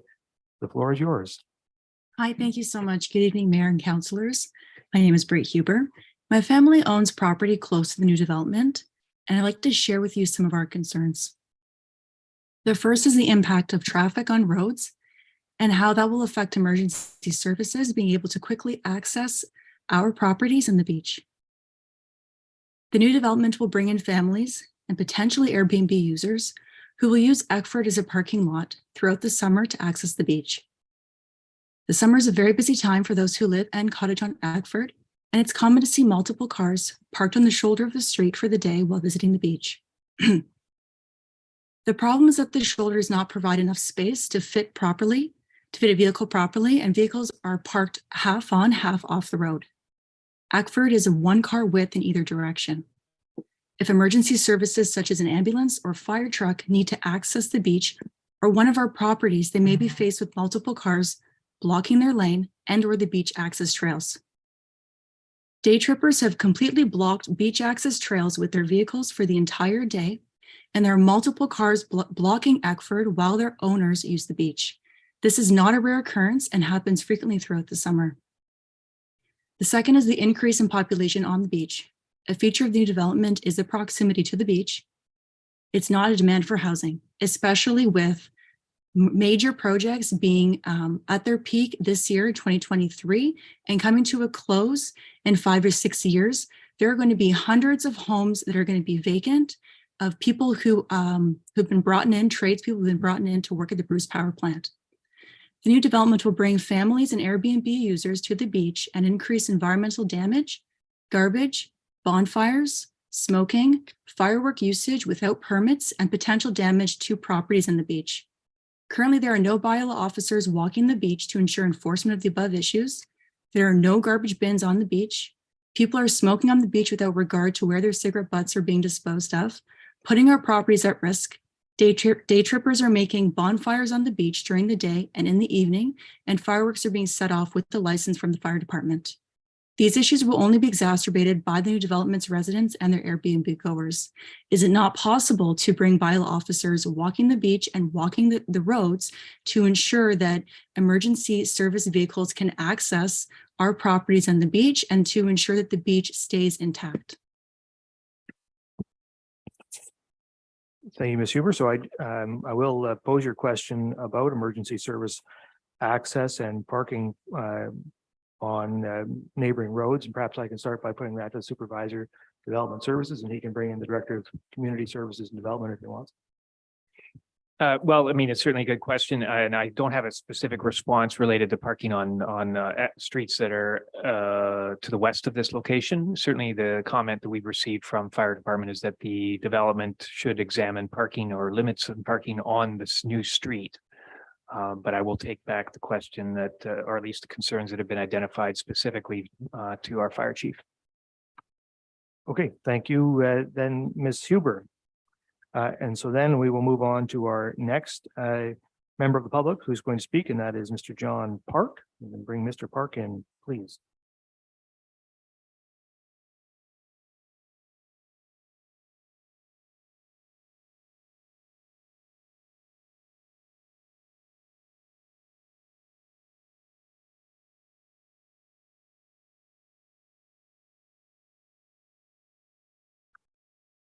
There he is. Good evening, Mr. Park. If you're ready, the floor is yours, sir. Good evening, Your Worship, the Mayor and members of council, planners, engineers, designers. I have a list of questions that I'd like to have clarification on. They're mostly based on the Stormwater Management Report S6Z58 GM Blue Plan and the associated appendices. First question is, why were the test holes for looking for the ground makeup and the water levels all done in the middle of the street, not around the property, in some instances where dwellings would be built? On the blue plan appendix B, they were all dug on June 29th. Why were they not dug, or some dug early April, late October, early November, when we typically have a lot of snow melt off, a lot more rainfall? The test holes 1 to 4 indicate minor groundwater between the elevation of 184.72 meters and 184.99 meters, which is about 10 inches, which is roughly 2 to 3 feet below grade level. So I'd like an idea of what minor groundwater is. And I'd like to know why these soil samples weren't taken deeper, because of obviously when you're building a house, you need to have a foundation. And now that there's discussion about having secondary apartments, which might necessitate a deeper foundation, we could end up with a lot of water problems. Anybody that's lived out in Chippewa Estates knows that there's constant water problems. Anybody that tried to drive down Division Street back in November, that street was closed for over a month. They pumped hundreds of thousands of liters of water out to the storm sewers there in order to be able to facilitate construction of the foundations on that development. Storm sewer design based on rainfall from the past 5 years or the past 100 years in the town of Goderich, which is about 65 miles or 106 kilometers south of us. Why wasn't rainfall history from Wyerton or Owen Sound, which would be much closer and more typical of what we receive here in Southampton, used to make those calculations? So in the plan, it talks about prospective design flows and volumes, and that they should be met based on various parameters that were used from 65 miles away or 106 kilometers. I don't know if they can really be accurate in that respect, since they weren't taken with history closer to our area. I understand that Southampton hasn't had historical records for rainfall for many years. Figure 4, the GM Blue Plan, there's multiple catchment areas, and I just wanted to be clear as to what the definition of a catchment area was. And then I wanted to know what the difference was between the storm sewer drainage area and the drainage area plan as evidenced on figure 3 and figure 4 of the blue plan. The blue plan, section 6 summary, it mentions proposed peak flow rates. Why is there not a guarantee that the proposed flow rates will be less than the installed capacity to flow drainage or sewage away successfully and efficiently? Why is the proposed drainage to the north of the Copway Cameron Road area not also required to have a stormwater management facility like the south side drainage is? With reference to section 4.7, table 7, the combined flows of Ottawa and Copway drainage is only 0.64 cubic meters per second, or about 640 liters per second, less than the maximum flow capacity of the new drain pipe. They're going to combine Ottawa and Copway. I know 640 liters a second may not sound like a lot of water, but it truly is a lot of water. And so my suggestion or question is why wouldn't they increase the size of this pipe by 5-10 millimeters? Engineers can do all the math for that. What consideration has been given for the reduction of drainage area due to the reduction in lot sizes and thus increased density of dwellings and the installation of a paved roadway, driveways, and the surface area of the proposed buildings on each lot? It would seem logical that flow rates would be higher due to less absorbent ground being available. The section 3 of the report indicates that storm drainage from the back roof of dwellings is conservatively listed at 15% of the total rooftop drainage. I wondered how the engineer arrived at that figure. Doesn't make sense that the back part of a roof would only be 15%. I did have a question about whether there'd be a holding pond to deal with high storm water flows. That was partly explained by Mr. Davidson. And I just want to confirm that the stormwater management facility and then the so-called Hydro First Defense HC and CDS model treatment capacity stormwater treatment unit will be the devices that will be used to help ensure we don't get excessive flow rates out of the property, which can lead to erosion and increase of sediment and other types of deposits that would be carried in the flows.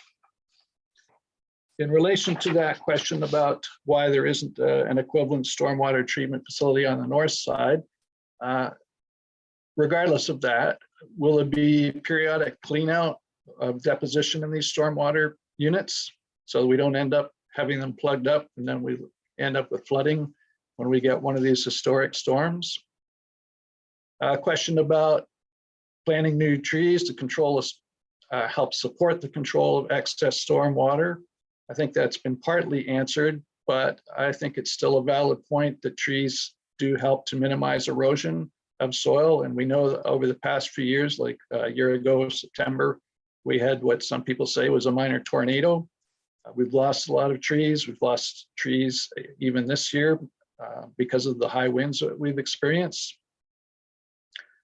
The blue plan also discusses a tree preservation plan. And one of my questions is, why is there a constrained area only 1.5 meters? That leaves minimal room for any kind of utility movement that's required for utilities infrastructure that the town supplies. And it doesn't leave much room for trees to grow. Is a section in the plan on page 14 with the constraint area, and note 8 says that trees can be cut down in the constraint area. So I suppose that would make it easier for utility movement, but it takes away from our green area. Referencing the same drawing, the tree preservation plan indicates only a 5-meter tree preservation area buffer around most lots. It's not a significant space for most deciduous trees and many types of conifers. The tree canopies of a maple or an oak or similar type of tree, when they're mature, would be far larger than a 5-meter tree preservation area would allow for. According to the plan's calculation, the TPP area just meets the 30% of the developed lands to remain as treed areas standard. So the Saugeen Valley Conservation Authority has made a number of recommendations in their report of September 14th, 2022. Understand the town and the developer have given notice on December 15th of 2022 that the Planning and Development Department are considering a zoning bylaw amendment to this file to rezone the lands to plan development and environmental protection, or from Land Development and Environmental Protection Special EP 16 and 17 to Residential First Density Open Space and Environmental Protection Special EP 16. So can the town and the developer confirm that these recommendations from the Saugeen Valley Conservation Authority's report of September 14th have been or will be performed to meet the current environmental standards prior to construction beginning? And has the Conservation Authority been consulted about the proposed zoning changes and how this affects the stormwater drainage issues in the proposed development area? I believe you've clarified that one already. And you've clarified that you do have an accredited stormwater engineer manager to prepare, manage, and ensure the development meets the current environmental standards. And the last comment is just, will all the concerned citizens get a response to all of our questions in a reasonable time frame? So that ends my presentation. I appreciate the time. Yeah, thank you, Mr. Park. And you have a lot of questions there. You've taxed my capacity as a stenographer to try to keep track of them all. So I guess what I would ask first and foremost, I mean, you have a lot of questions about that stormwater management report, some very detailed questions. I hope you'll submit those in writing. If you haven't already, perhaps you have, and so that you can get a detailed response. I'm quite confident that the engineer for the proponent will respond to those questions. And so I hope you'll do that, because I'm quite confident I'm not going to be able to go through them all tonight and get clear answers to them all. So I would bring a suggest copy of that in to the clerk's office today, and they sent back a note saying it had been accepted. So okay, thank great. you. Yeah, so we're going to get you answers to those questions. But what I will do for tonight, because I do want to have your questions addressed this evening at a high level, perhaps Mr. Davidson, we could have you or your engineer. You've heard all of Mr. Park's questions. Could you address what he's raised? Yeah, I'll start and then I'll hand it over to Bill DeBoe. I'll keep my part very short. I'm going to try to answer his question regarding the tree preservation plan. With regard to the 1.5 meter constraint area, what that refers to, folks, is the area where you can start cutting trees. So that's the line between the treat area and the area where you can cut it. But in that 1.5 meter constraint area, you can't go down, I think, below a couple inches into the ground, because they don't want to kill the roots of the trees within the tree protection area. So that's the purpose of the 1.5 meter buffer. At this point, I'm going to let Bill handle all the engineering questions. Good evening. I'm Bill DeBoe, and I'm a civil engineer with GM Blue Plan, and I've been doing this for over 30 years and involved in quite a few developments in the Saugeen Shores. There's a lot of questions, and I'd just like to maybe give an overall view about the test holes in the middle of the area that was cleared. It was strictly because that was where it was accessible. And if you're looking more at the plan, we're proposing to raise the grade of the road at the cul-de-sac at about 1.5 to 1.8 meters. And then we're going to be sloping that towards Copway. So basically all the water is going to run from the cul-de-sac towards Copway, but be intercepted by the storm sewers and the pond. So by raising the road 1.5 meters, 1.8, the actual basements won't be much more than just below the topsoil of the existing grade. And we're going to make sure that any basements are going to be well above the water levels or the bottom of the pond. So that everything will be mostly raised. Most of the basements will be walkout basements. So they're not going to be your typical basement that is fully buried 6 or 7 feet into the ground. So that's to consider the potential high water table.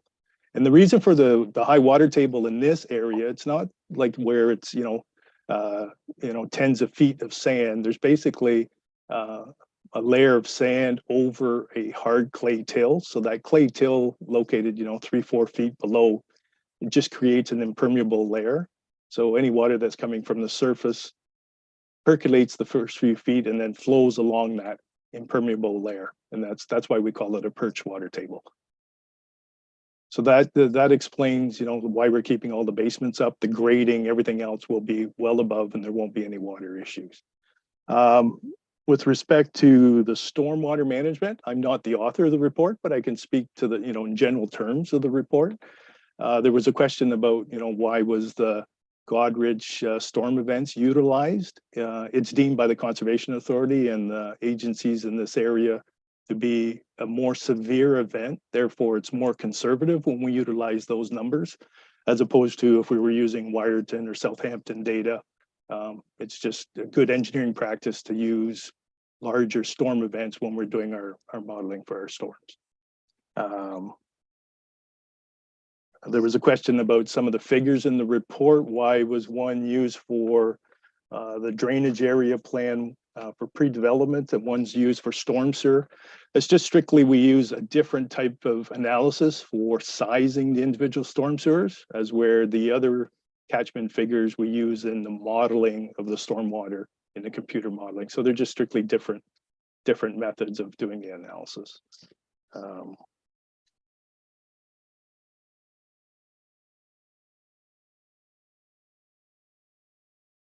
And I believe, we can provide, there was a question about the rooftop. So the developments are going to be located, the typical houses, because the lots are fairly shallow, they're going to be located fairly close to the street.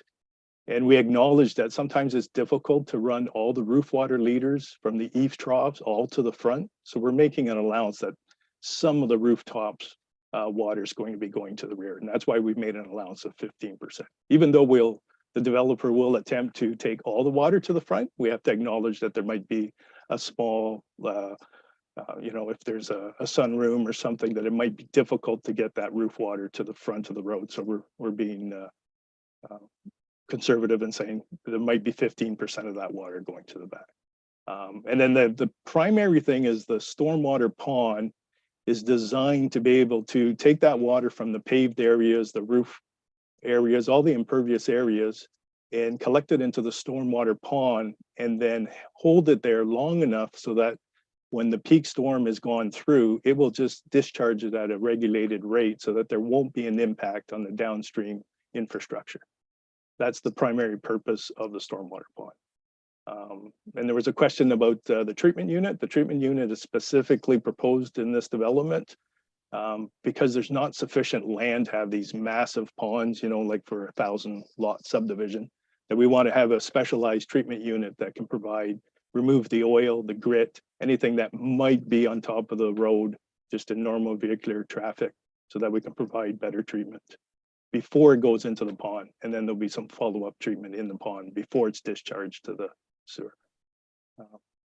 So we can respond in more detail to all your questions, but I hope this provides a satisfactory overview.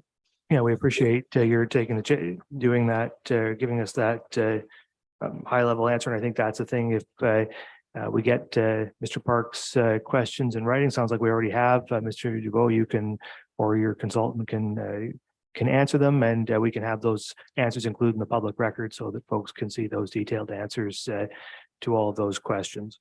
So anyway, thank you very much, Bill, and thank you, Mr. Park, for your questions. Thank you. And so we'll now move on to our sixth member of the public, who is Danica Bodrug, and we'll bring in Ms. Bodrug now.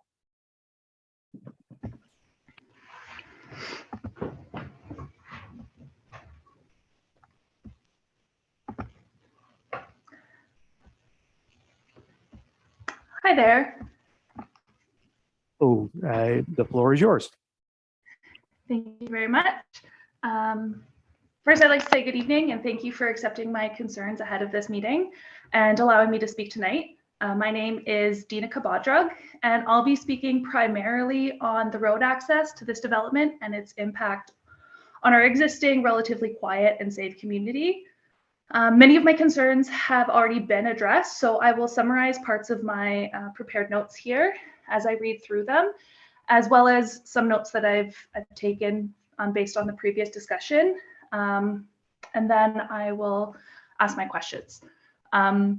Before I start though, I do feel compelled to comment on the already like cutting of trees on the property.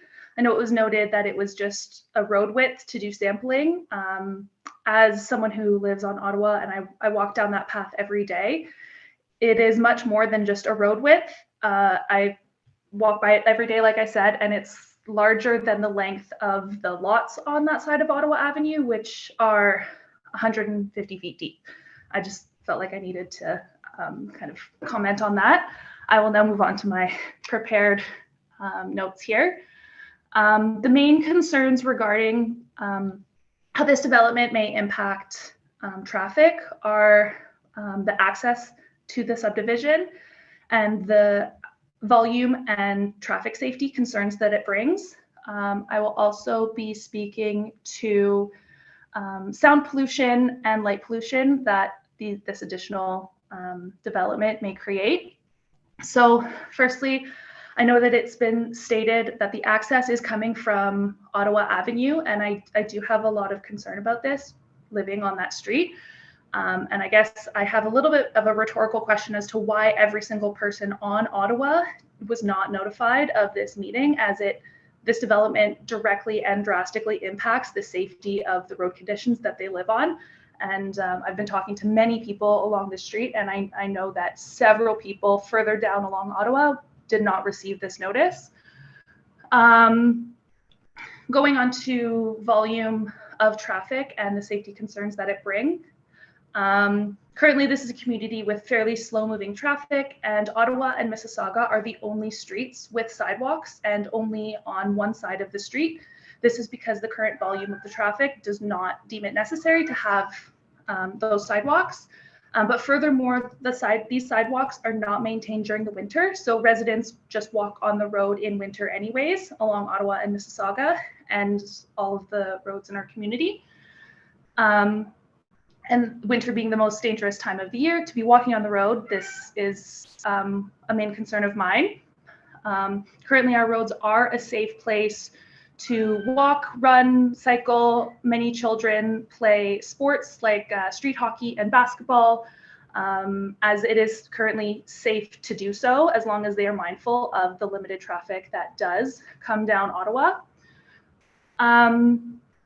So the intersection of Ottawa and Copway is obviously where Copway ends, is where the trail continues past Copway Street to along Bruce Road 13 towards Lake Huron. This is a green space that I know you guys have talked about at length already. But sections of this trail have already been lost due to 2 new builds on Copway.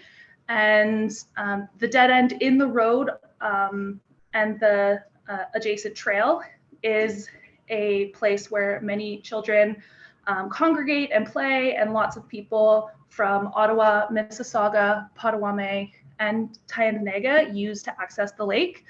My understanding is that this is a road allowance, and if it does end up being developed to access the new subdivision, I know it's stated that it's supposed to come from Ottawa and Copway, but you'll notice on the diagram that the road does not directly align with Ottawa, and so of course some of that trail will need to be developed as road to access the road that is proposed for this subdivision. And yeah, I'm just concerned about further loss of this trail and what will be provided to our community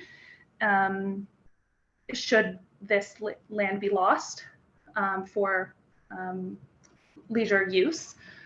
I would also like to note that this development is also in addition to that in file Z 2021-001. That is the units going in behind Ottawa. And I was just wondering if traffic increases for this development was considered in addition to other developments that have access to Ottawa Avenue or from Copway Avenue or Copway Street, sorry.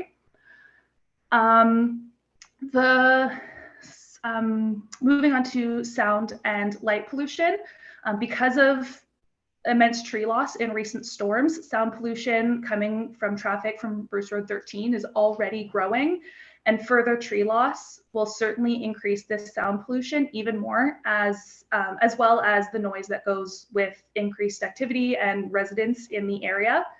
My concern is also about the street lights that go up in along the new street and the impact of light pollution. Being so close to the water, this is an area where many tourists come to admire the stars without a whole lot of light pollution. Even in the last 3 years that I have lived here, I've noticed a decrease in being able to see the stars because of development and light pollution. So I will summarize kind of my requests and then finish with the questions that I have for you. So firstly, I would highly request that we look into alternate options of access that do not require the use of Ottawa Avenue, such as direct access from Bruce Road 13. I know there's limitations in that because that's a main artery, but there's also Cameron Drive on the other side of the lot, and wonder if there are options there. I would like to ensure that tree buffers for sound and pollution be put between existing properties and new builds, whether this means not cutting a 5 to 10 meter stretch or planting mature coniferous trees as a buffer, since much of the lot has already been cut down adjoining on the other side of the trail to Ottawa. I would also request that any new streetlights and possibly including existing lights that need replacement have directional diffusers on them to decrease light pollution. And finally, if it is necessary to have access come from Ottawa, I would insist on maintaining sidewalks in the winter so that residents can use the sidewalk during the winter and not have to walk on the road with increased traffic. So I'll finish off with a summary of my questions. First, I would just like to clarify, I know that 5% of the total value of development is to be put towards community recreational space, such as a park or green space. I know someone earlier on mentioned that there's a possibility of cash in lieu. I would like to make it very clear that we do not want cash in lieu for another park to be developed somewhere else in Saugeen Shores. We want that space to remain north of the river for residents to access without having to travel to it. I wonder what exactly would be provided by the town to replace those recreational areas that are lost, those sections of Copway trails, due to this and other developments in the area. I'm just wondering also why a traffic study was not done when the much smaller development that is going behind Ottawa, that file number that I referenced, Z 2021-001, they did a traffic study, provided a traffic study, and they were only 10 lots. And then further on to that, I know someone had said that it would be 1 to 3 cars per minute that would come through. And I'm just wondering where that number came from if a traffic study was not completed. And just combined with the approved development behind Ottawa that is also supposed to be accessed from that Ottawa-Copway intersection, has there been sufficient consideration on how both of these developments will impact our community, specifically regarding the volume of traffic and noise and safety of our very quiet roads? Thank you. Okay, thank you, Ms. Bodrug. So you've asked a few questions there, some related to traffic, some related to parkland. So maybe perhaps with the traffic ones, I'll put them starting Well, perhaps we'll go right to Mr. Davidson and his folks there, and perhaps they can answer them. So the question about the development directly to the west behind Ottawa Avenue, and about the development that has been approved there, and whether or not traffic that may be generated as a result of that development was taken into account when considering or analyzing traffic from this development. Can you address that?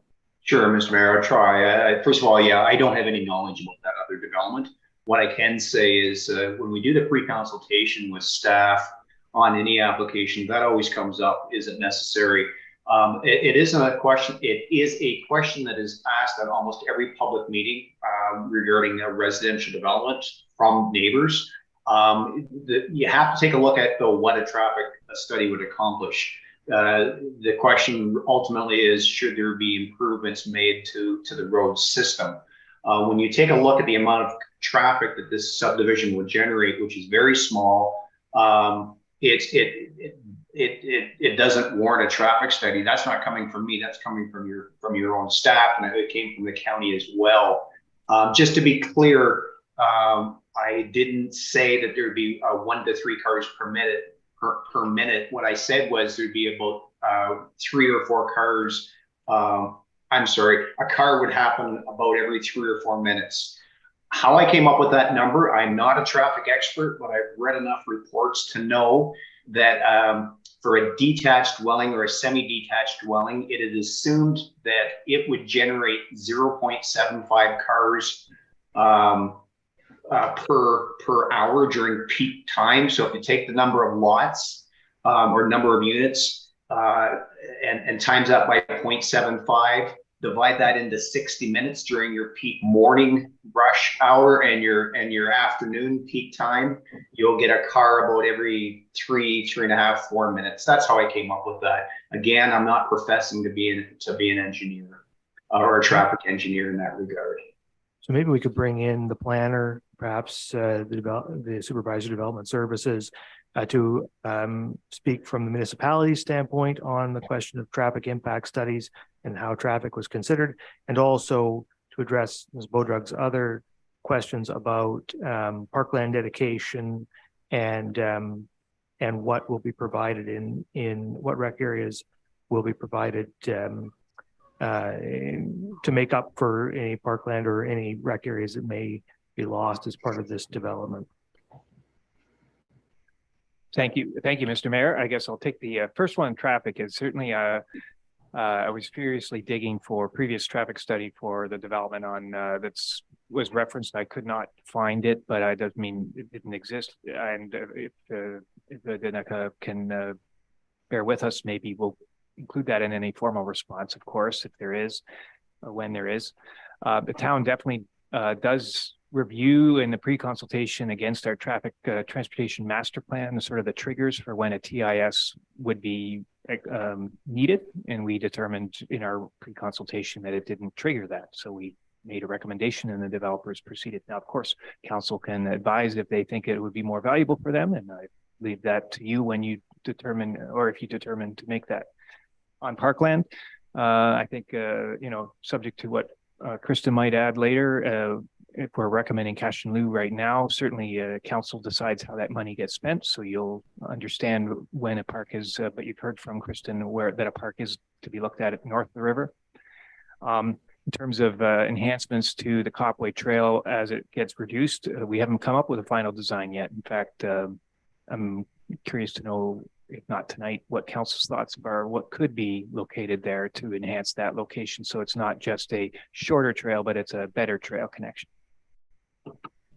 Okay, thank you. And we've heard your other comments, Ms. Bodrug, and your suggestions for the development. So I know we've taken those into consideration, and so I appreciate your comments this evening, your questions, and thank you very much for your time. Thank you. So now we're going on to our seventh member of the public, and that's Mr. Ken Burgess. Bring Mr. Burgess in, please.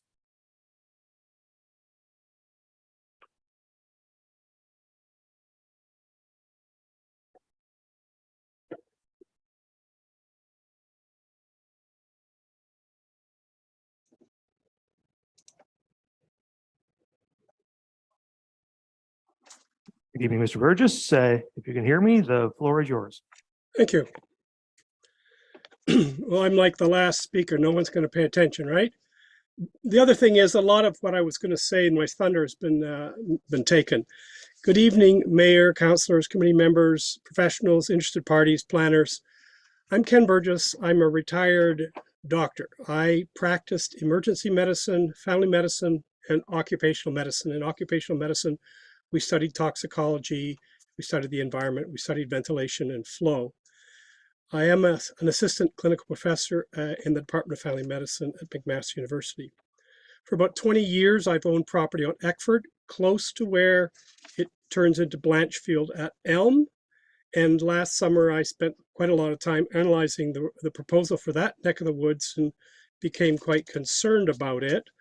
I have spent most of all of the summers up here and come up as well in the other seasons. My daughters and grandchildren come up and I walk with my grandchildren on the roads, of course.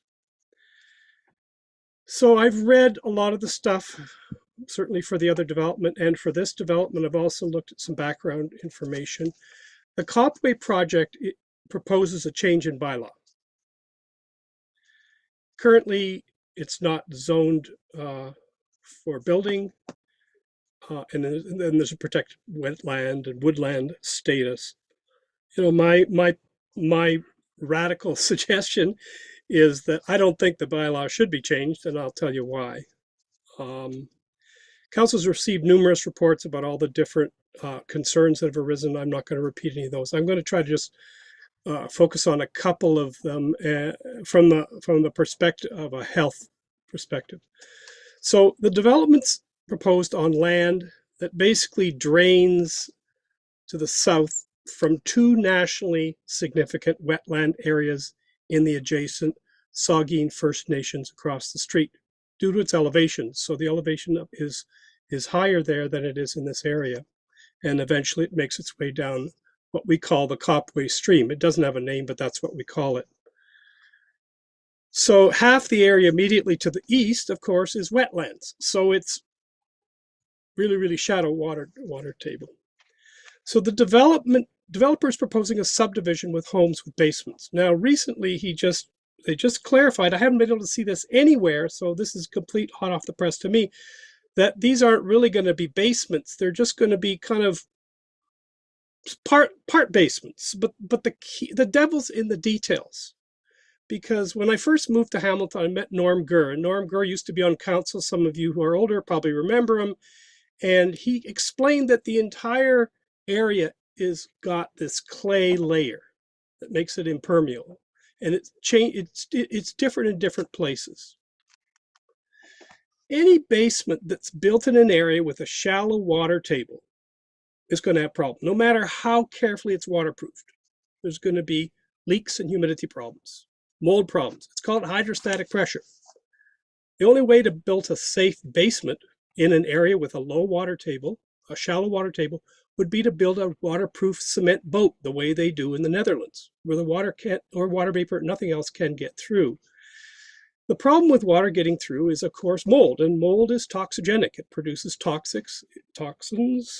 Google it if you're unfamiliar. There's lots of information. We're talking about noxious odors, respiratory problems, allergies, asthma, eye, nose, sinus inflammation, life-threatening lung infections for those who are immunocompromised. So now the devil's in the details, and maybe my question is, well, is a developer going to guarantee that no houses, no basements or partial basements will be built that penetrate the clay layer? Now, when they did the survey in the summer, when it was, well, the end of June, when it's pretty dry, they went down like just over a foot, and it looked like there was already water there, and it looked like they were getting into the clay. The hard clay is just a bit below that probably, so this is a shallow clay area. In my house on Eckford, it's down 6 feet. So again, the devil's in the details. If basements go in and it penetrates the clay, that means it will then become a sump. It'll become a bowl, and it will attract water. And it'll be, the soil around the house is never densely packed, so it'll attract water, and that water is going to make its way into the house as whatever, water vapor or water, it's going to cause mold. And we have to look very far. Look at all the houses in the area who have constantly running sump pumps, mold problems, and so on. Basement flooding. Same thing. If that clay layer is ever penetrated, then the water is going to go underneath the house and it will continue to attract water. And the water will make its way into the house unless the sump pumps keep it up. The problem with sump pumps is they don't work if there's no electricity. And we know this is a really bad place for electrical outages. So unless there's an automatic, backup system to constantly keep it there, and that's very expensive and so on. So these were my concerns. And of course, after basement floods, it's massive restoration, extremely expensive, extremely stressful. And so, this seems to me an important issue. We're in Southampton. We have a clay layer everywhere. This has not been addressed other than the builder proposed it, that they're going to put in basements so that you can have multi-unit dwellings, so you don't have to, go up 3 or 4 stories and so on. So I think it's a problem. And, the Saugeen Valley Conservations said no basements should be allowed in this development. And it's like, nobody noticed that. Hey, what about this? So that's my issue. I mean, I don't, my suggestion would be that no development in Southampton, especially north of the river or wherever there is this hard clay, impermeable clay, no basement should be allowed. Full stop. There should be a bylaw that says no basement should be allowed, because it's only a recipe for future ill health. Ill health, angst, worry, expense of the poor, unsuspecting residents who come in good faith. They think, oh, all's good. Okay, so the next remarks are about stormwater and gray water runoff. And thank you, Mr. Mayor, for keeping track of my questions.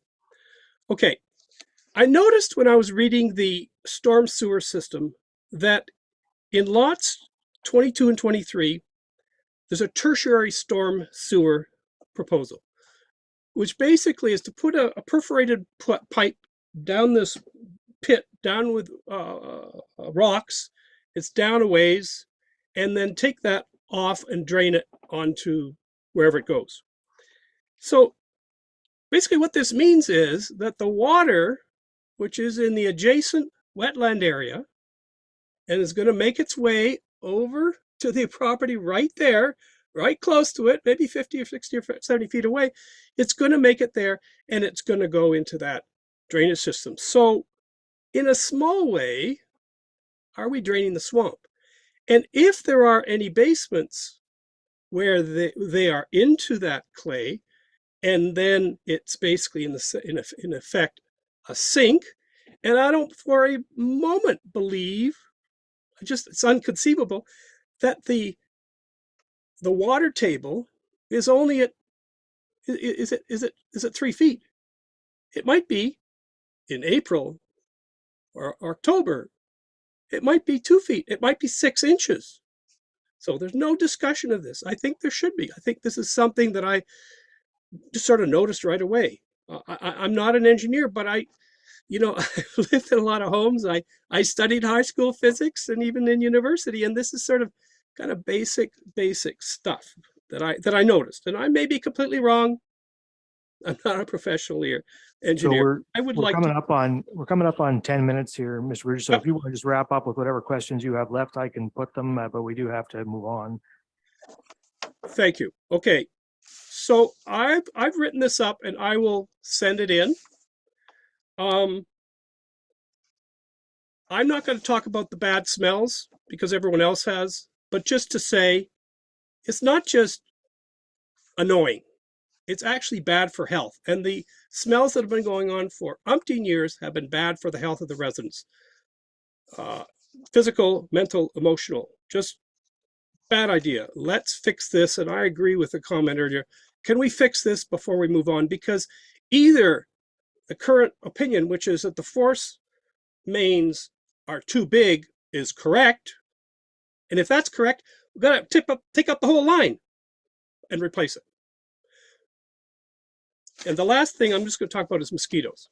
So when I first had a cottage, it was a beautiful cottage on a lake. I didn't realize there was a swamp behind and there was tons of mosquitoes there. And we went crazy with the mosquitoes. And why would you allow a building of a whole bunch of concentrated people living right beside a mosquito-infested wetlands? It's a wonderful wetlands, but it's mosquito-infested. And mosquitoes currently bring a couple of nasty diseases, you know them. Lyme disease, no, that's ticks. Anyway, the mosquitoes are going to change their species with warming, and there's going to be more and more. I just think it's a problem that there's so many mosquitoes.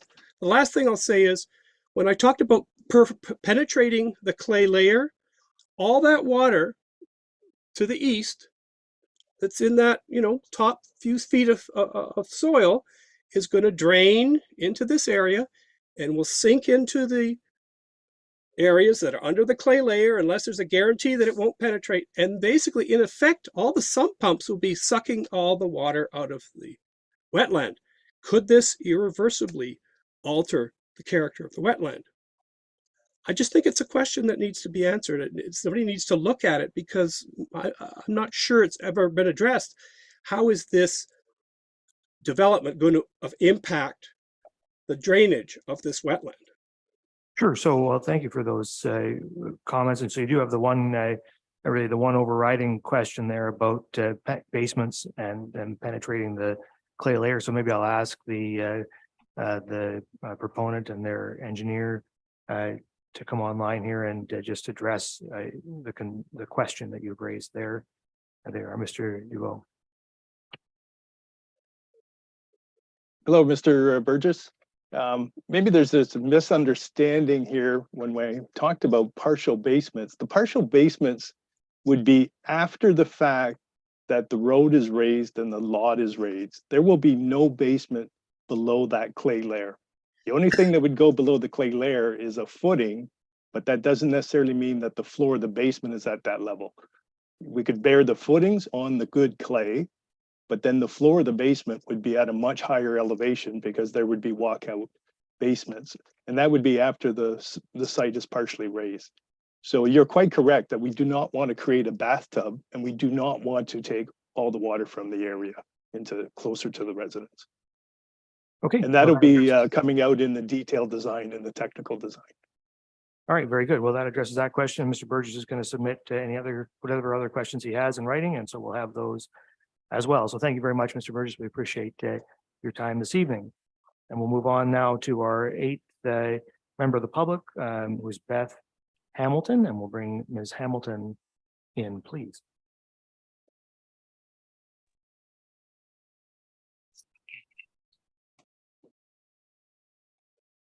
Good evening, Mayor, councilors, planners, and engineers. I am Beth Hamilton, and I live on Eckford Avenue, just west of the proposed development. I wish to highlight our concerns about this proposed development as it relates to its significant wildlife habitat. And you can see by my shirt. You see my shirt? Yep, we see it. Yep. That concerns that I'm going to be raising, okay? So, specifically the presence of endangered and threatened species and the environmental impact study report. I am referencing EIS S6 Z58 Copway Report Natural Heritage Environmental Impact Study of January 2015 as supplemented by the addendum dated July 2nd, 2020. So endangered species and threatened species. The EIS concludes that there was, quote, no species having an endangered or threatened status recorded during on-site investigation of 2010 and supplemental field investigations of 2012 and 2014, end of quote, page 7. And, quote, no species currently listed under the Endangered Species Act 2007 were noted from the 2020 site investigations. And that's page 2 of the report. The residents who live in close proximity to the proposed development find it very hard to understand how this could possibly be the conclusion, as our local Bruce Birding Club has documented sightings of the following endangered and threatened species. On June 15th, 2022, 2 endangered species, the barn swallow and the bobolink, and the threatened grasshopper sparrow were sighted. On May 28th, 2022, 3 endangered barn swallows and 4 threatened bank swallows were sighted by Abby Collins, as documented on www.eberg.org. On May 23rd, 2022, 3 threatened chimney swifts were sighted by Ethan Melig, as documented again on www.eberg.org. And Catherine Tolton, a local wildlife photographer, has captured images in October of the endangered American white pelican at the boat launch on the Saugeen River and reported the location to the Natural Heritage of Ontario. Throughout the year, threatened bald eagles and their young have been sighted by numerous residents north of the Saugeen River. We have photos as they fly over the nearby Southampton Golf Club and over the proposed development, hunt along the shore, our shores, rest on the shores, including one just right in front of our house just a few days ago. And 2 days ago, one of my neighbors on Eckford, Scott Good, saw a pair of bald eagles fly over him on Ottawa Street, and one was carrying a fish, and they landed in the trees right between Copway and Cameron. Our local Facebook group, Everything Southampton, has wonderful photos of the bald eagles, the American white pelican, and other wildlife taken right here in Southampton. Now, page 7 of the 2015 EIS sets out the provincial policy statement that, quote, development and site alteration shall not be permitted in habitat of endangered species and threatened species except in accordance with provincial and federal requirements, end of quote. Given the provincial policy, we believe it is prudent to take the time to do the necessary due diligence regarding the presence of endangered and threatened species. So with regards to significant wildlife habitat, on page 11 of the 2015 EIS, it states that currently no mapping has been undertaken within Bruce County or the town of Saugeen Shores to identify significant wildlife habitat due to its complexity and subcomponent aspects requiring on-site survey works. As a result, the consultants source historical provincial M&R inventory and wildlife assessment works within Bruce County to aid in determination of confirmed significant wildlife habitat within the proposed development and EIS field inventory works. The site visits were summarized at the bottom of table 1 on page 5 of the report.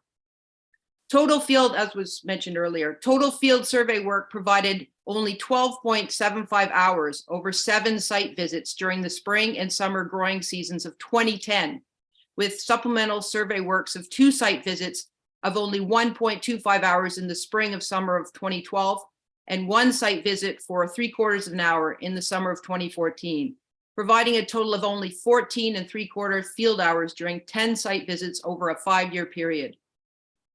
The consultant used the draft 2012 Significant Wildlife Habitat Eco-Regional Criteria Schedule for Eco-Region 6E.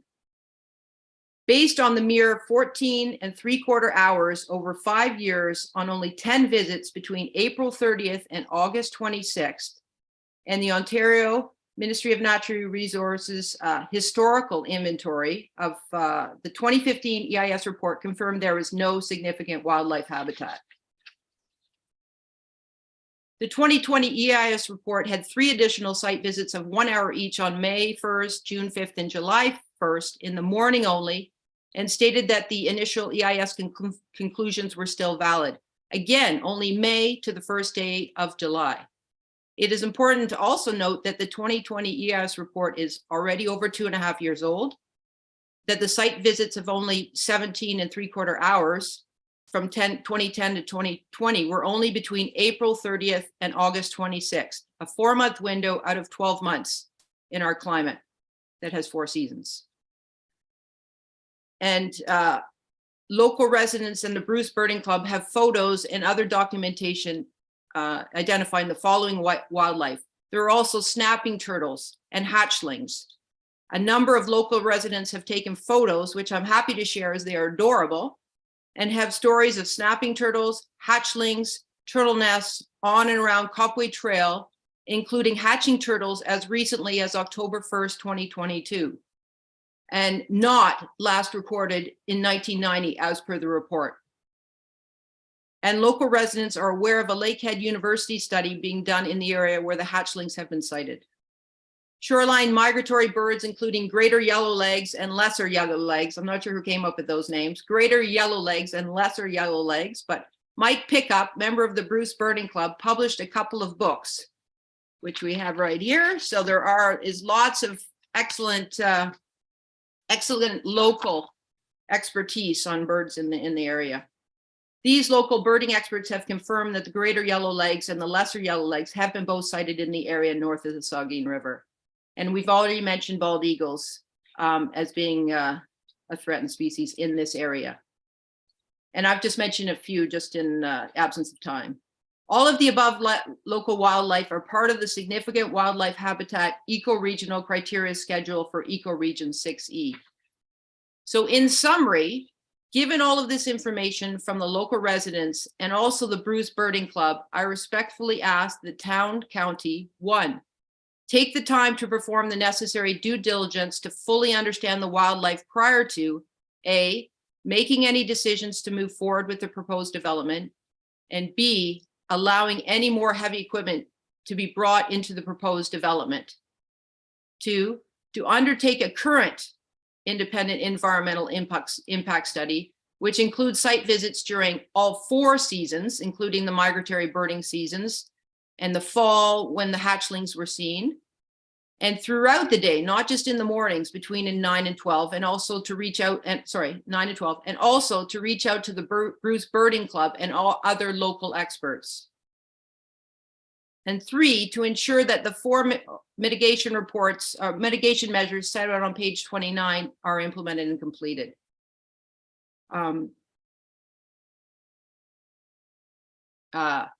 Note, the town of Saugeen Shores and Bruce County and any new independent EIS consultants have access to many local birding and wildlife experts to obtain accurate and relevant information to this area instead of relying on historical provincial M&R inventory, as was used in the previous report.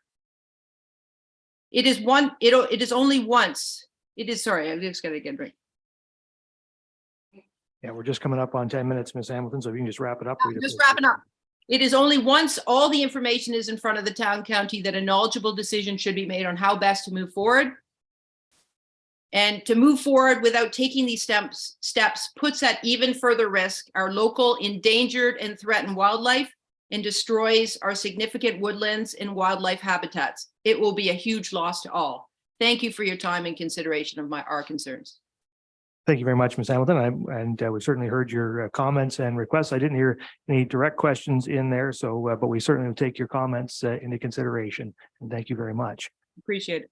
So now we're moving on to our the final member of the public that I have on my list here, and that's Josh Smith. So we bring Mr. Smith in, please.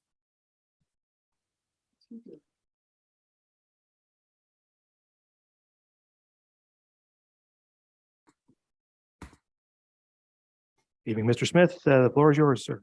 Hi. So just to carry on a little bit about the wildlife there. I know that this study shows that there really isn't any significant wildlife, which is wrong. Previously, Dina had brought up a thing about Saba's property, which is behind Ottawa. They have a wildlife plan in their submission showing that there's tons of animal trails to go through here. And the issue with this one says that there's no significant wildlife or there's no plan. I just find it weird that one developer could find that pretty easy and post it for everyone to see. And then this one says that there's nothing. I just wish that, I don't know, they made more options so that everyone could see kind of in this area. The other thing that Dina had talked about was the traffic in this area. Their study was that there was going to be 1 car every 2 minutes. That's a traffic study that was done for less houses. So that might be needed here. I know that they talked about that. Also, the sidewalks would be an issue. We just probably had to find a way to get around this. So if I look at some of the definitions on here, the wetlands are just saying that they're usually seasonal or permanently flooded or shallow water, as well as lands where the water table is close to the surface. So one of my issues is in the middle of where this cul-de-sac would be, it's pretty much permanently flooded. So the water's at the top at least 3 months of the time, spring, summer. It was there all last year. Right now, there's another puddle that's right there. It's frozen over. You could go skating on it if you wanted to. The question that I would have is, when they get closer to the wetlands area, is it possible that they would take more samples to see where that is? Or if the idea is just to cover it all over with dirt and then hope it all just like drains to the stormwater? Obviously, I think if it's a wetlands, we should go over that and check a little bit closer. The other thing that I was kind of looking at was the issue with the 4 hectares. The developer had a couple buildings on the east, or a couple properties on the east side of this, where he's already developed 3 properties. I was wondering if that would be included in this also, or if it's just a different development. And what happens if it is 4 hectares? Because like that was the major thing at the start, where they said it was 4 hectares, then they said it was 3.87. What's the difference? From what I see here, it says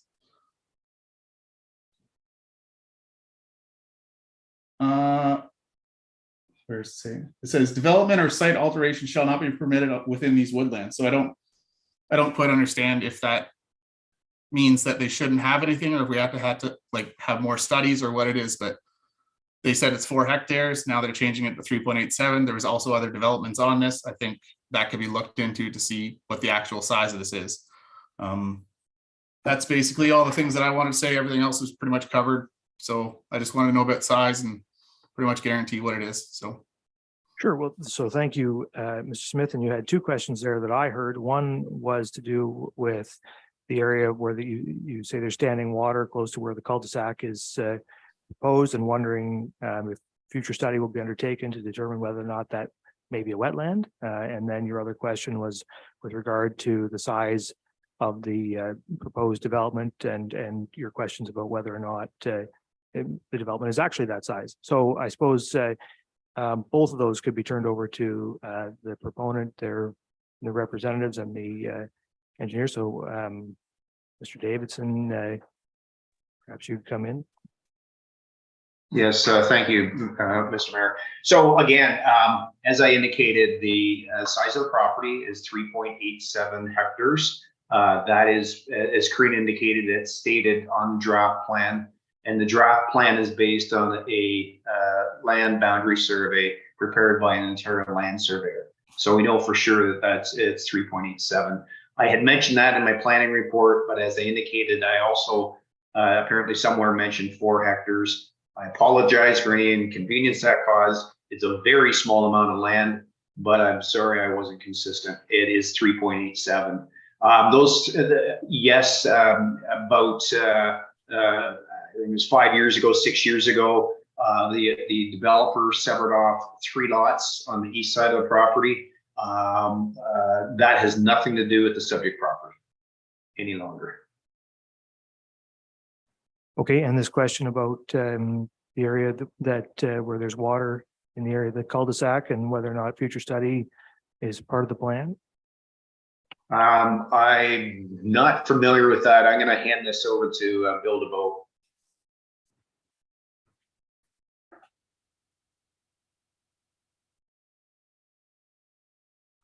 I would expect that the EIS study, Mr. Morton would have identified the limits of the wetland accurately. I don't doubt that there's maybe standing water, but that would be typically more surface water that is just ponding at the surface, as opposed to being a wetland on its own. But Mr. Morton can confirm that. Okay, very good. Well, thank you for those answers, and thank you for your questions, Mr. Smith, and for your comments this evening. We appreciate it. So that's the end of my list. I'll just ask the clerk and the planner if there are any other individuals waiting to speak to us this evening. Thank you, through you, Mr. Chair. We did forward over some additional public comments this afternoon that we had received after we had sent over the report for publication to the agenda. So those have been included for this committee's consideration. I'm not aware of anyone else looking to speak this evening, but perhaps the clerk has some additional people who have interest. Yeah, we'll ask the clerk. Through you, Mayor Sharp, no other members of public are waiting in attendance. Okay, so we've heard from the members of the public. There have been some written submissions received after the report was prepared, and those have been circulated. So now we have an opportunity for committee members to ask any final questions before we close the public meeting. We've had a lot of questions asked already this evening, so I just ask if you do have additional questions, that they be on a new subject matter. And remember, we're going to close the public meeting, then we'll have some chance to discuss to have further discussion. So let's focus on questions for now. We'll start with Vice Deputy Mayor, then come to Councilor Grace. Thank you, Mr. Mayor. One question that Ms. Hamilton just tweaked me a little bit on my curiosity on the impact statement, environmental impact statement, EIS. She talked about a study happening from April to August only. With the EIS study, who wants to answer this question for me, but what is the requirement from that study standpoint in terms of 4 seasons when that kind of a study takes place? What's quote the legal requirement to ensure that the impact statement is correct? We can put that question to the planner, perhaps. Yes, thank you for the question. So typically what would occur if there is a requirement for an environmental impact study, often we'll request for a terms of reference to be developed, and that's developed in consultation with county staff, town staff, and the Saugeen Valley Conservation Authority. The county does have a standard terms of reference that it can provide applicants as a baseline. And then that's further refined, or could be further refined based on the features anticipated in the area, the scope of the development project, and there's a couple of other things that could be factored in that may refine that study. So it's not necessary that a 4-season study be done at all times. It is dependent on the nature of the proposal and the area in which that study is occurring. My understanding, although this predates my time at the county, that pre-consultation did occur and the terms of reference was developed in consultation with the appropriate agencies. So, but we'll certainly take those comments back and review that with the consultant. Thanks, Karen. Just want to follow up, Mr. Mayor. Thanks. And I just, the 9 presenters, thank you. A lot of time and effort was put forth towards putting those presentations together. And I just want to thank all 9. There's a lot of good information shared. Just a comment about the, it's kind of non-related to this development really in a sense, but all of the bylaw things that what I would encourage, like dogs on the beach and fireworks and all those things to do with down the Eckford area at the beachfront. What I really encourage residents to do, and they probably have already done this, and speaking directly to the presenters and residents down there, is put it in writing, and I know bylaw enforcement's a thorn in the side of a lot of residents in this community, and we're trying to do a better job. I think they hired a second bylaw enforcement assistant last summer, and I think we're getting better, but there's still work to do. But Mr. Mayor, I just suggest these residents down there, if they have concerns about bylaw enforcement, put it in writing, send it in to staff. Yeah, very good. Thank you, Councilor Grace. Thank you, Mr. Mayor. This question is a follow-up to a comment that Mr. Davidson made about public access to related documents to this application and other applications that should be accessible on the county website. And this is something that I brought to the attention of the planning staff, but I wanted to ask for those members of the public who have gone onto the website looking for documents and have seen a comment saying, these are accessible, please let us know and we will send you the relevant documents that you want to see. Could I please get just an explanation from Ms. Smith about why that's the case? Sure, the planner. Yes, thank you through you, Mr. Chair.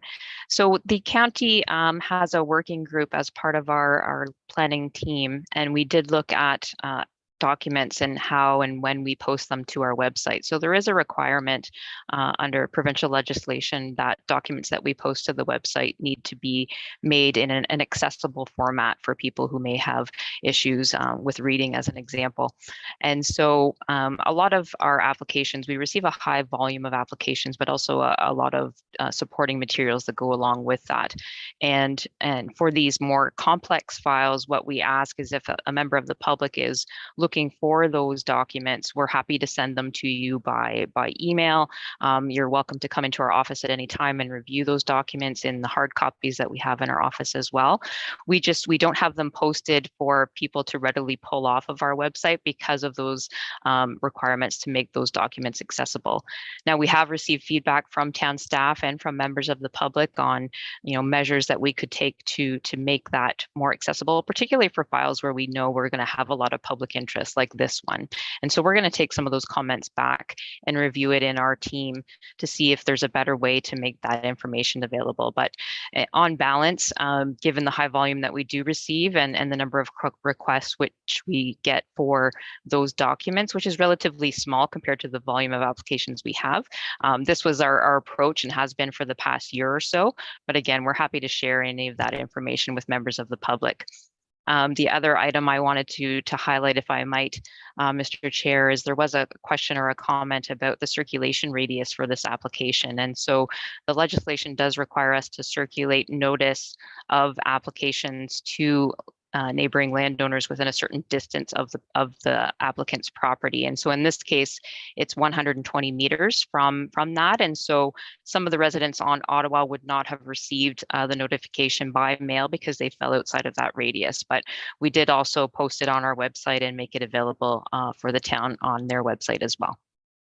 You, Councilor, are you Councilor Grace? Are you done there? Okay, Councilor Davinsky then. Thank you, Mr. Mayor. In response to Planner Karina's comment just now regarding the distance where people are given letters, it's getting late, isn't it? Notices that this is happening. I suggest that in this case where you were funneling traffic down Ottawa, you were affecting the whole street. And whether they were beyond the 120 meter or not, those people were affected. Now, that's just a comment I have, and I don't know whether that could be looked at in that regard. But the other issue I had, and I had it before Danica spoke, but it's this money in lieu of parkland and 5% and where that money goes. And I wonder if I could ask through you, Mr. Mayor, Jay Posner or Kristen Schreider, where is that money going? Could there be a park put up somewhere else in Port Elgin, for instance, using that money when I feel it should be used in this area? But that's me and Danica, I guess. Supervisor Development Services. Well, it goes into Parkland Reserve, and then staff bring forward plans and for how that gets spent. And Director Schreider does that regularly through other staff, and council gets to decide how it's spent. Okay, so it goes into reserves. I don't have a problem with that. My problem is that we're taking out of this area and could be saying, thank you so much for the money, and we'll use it somewhere else. So there's no plan to use it here. I think the point to clarify, Councillor, is that it's council's decision, and the money goes in reserve. Council decides what to do with that money, and council, I think, has heard pretty clearly that parks are needed north of the river. And I know several members, not all members, hold that view. So I think you can be fairly confident that council, with the advice of staff, will make decisions to try to locate parkland north of the river, not just with this money, but with probably more of our reserve money than we're going to collect from a property like this. Okay, thank you very much, Mr. Mayor. And I want to say thank you to all those that took part. It obviously, you say, well, some people could say only 9 people. That's not a big deal. 9 people's a big deal when you consider some of the planning we've had and the people that have asked to speak. So I appreciate that. I appreciate the emails they've sent, the form emails and so on. Lot to think about. Thank you. Okay, thank you. Are there any other questions from members? If not, I don't see any. So I'm going to now declare the public meeting to be closed. I'm going to read the recommendation that we have. And the recommendation is that zoning bylaw amendment Z 2022-058 by Miramichi Shores Limited, care of Tom Clancy, be received for information. So to be clear, the recommendation before you is not to approve this evening, it's to receive. And so you'll receive back a recommendation at a later date. So there is an opportunity now for members of the committee to make comments. What I would suggest is if you have things after you've heard all that you've heard this evening that you would like to, suggestions you'd like to offer to our staff or to the developer in terms of what you want to see come back, when it does come back, now would be the time to do that. And but I would ask that we try to be concise in those statements because we still have a fair bit of work to do and it's almost 9:30. So the deputy mayor. Thank you, Mr. Mayor.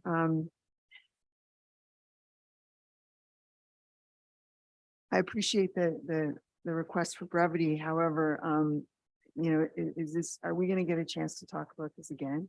Because it's been mentioned that subdivision approval is outside our realm. So if it comes back again, are we just going to see something and make the odd comment, then it goes off to county council and we have nothing else to say about it? In the end, it is a decision by county council, no matter when, but we are going to see a recommendation back. That's my understanding. Am I right about that, Karina? Yes, that's correct. I'll bring a report back with a recommendation on the zoning bylaw amendment, and the approval authority for the zoning bylaw amendment is the town. And the related subdivision, we would be seeking comments from the town, which we would then take to county committee. Sorry, and thank you for that clarification. So the deputy. Well, related to the zoning part, there were some questions in the reports about language associated with various blocks and about the transfer of land to the town. Definitely, I hope it's been conveyed by lots of people that the wetland area, yes, transfer that land to the town, put it in the public realm, which gives it a good chance at being protected. There's also a question about, I believe it's lot 23, which there was a question in the report about wanting to zone that as residential, but the intent was not to build on it. Well, then don't zone it as residential, leave it as either open space or zone it as environmental protection. As soon as the residential zoning is on the lot, there's potential there for something to be built. So there is a question in the report about that. So I offer that thought. There's also comments in the report about putting markers at certain locations at the backs of property, which then, plays into this contingency zone or whatever, and then the connection with the buffers. Somewhere in the report, I read a question too about the language associated with the buffers. Some of those buffers, some of that buffer land is actually going to be part of the lots.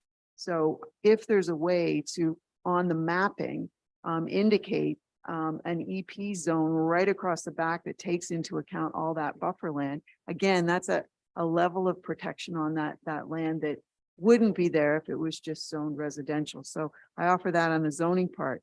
I also want to make a comment. It was said a couple of times about the desirability of adding in secondary suites. At the Committee of Adjustment recently, we've had a couple of applications related to wider driveways than what fits in because of the need to create greater parking related to secondary suites. It was mentioned that some of these lots are pretty narrow, and it's going to be tough to get some parking situations in there without paving over the whole front of properties. That's a challenge that I don't think we want that in any subdivision. So I hope that there's some solution that enables some green space at the fronts of houses and that it's not just concrete that is poured. I'd also ask for some consideration. I understand the county with their protection of Bruce Road 13 and not wanting any more outlets, but there are two ways in and out of that whole part of Southampton, off of Bruce Road 13 and then up off Highway 21 on Division Street, which turns into Tyandanaga. There's incredible potential there for difficulties with traffic. It has nothing to do with volume. It has to do with the ability to get other vehicles in there. If one of those roads is blocked, or if there's an accident that creates, you know, whatever, there's no other way in there.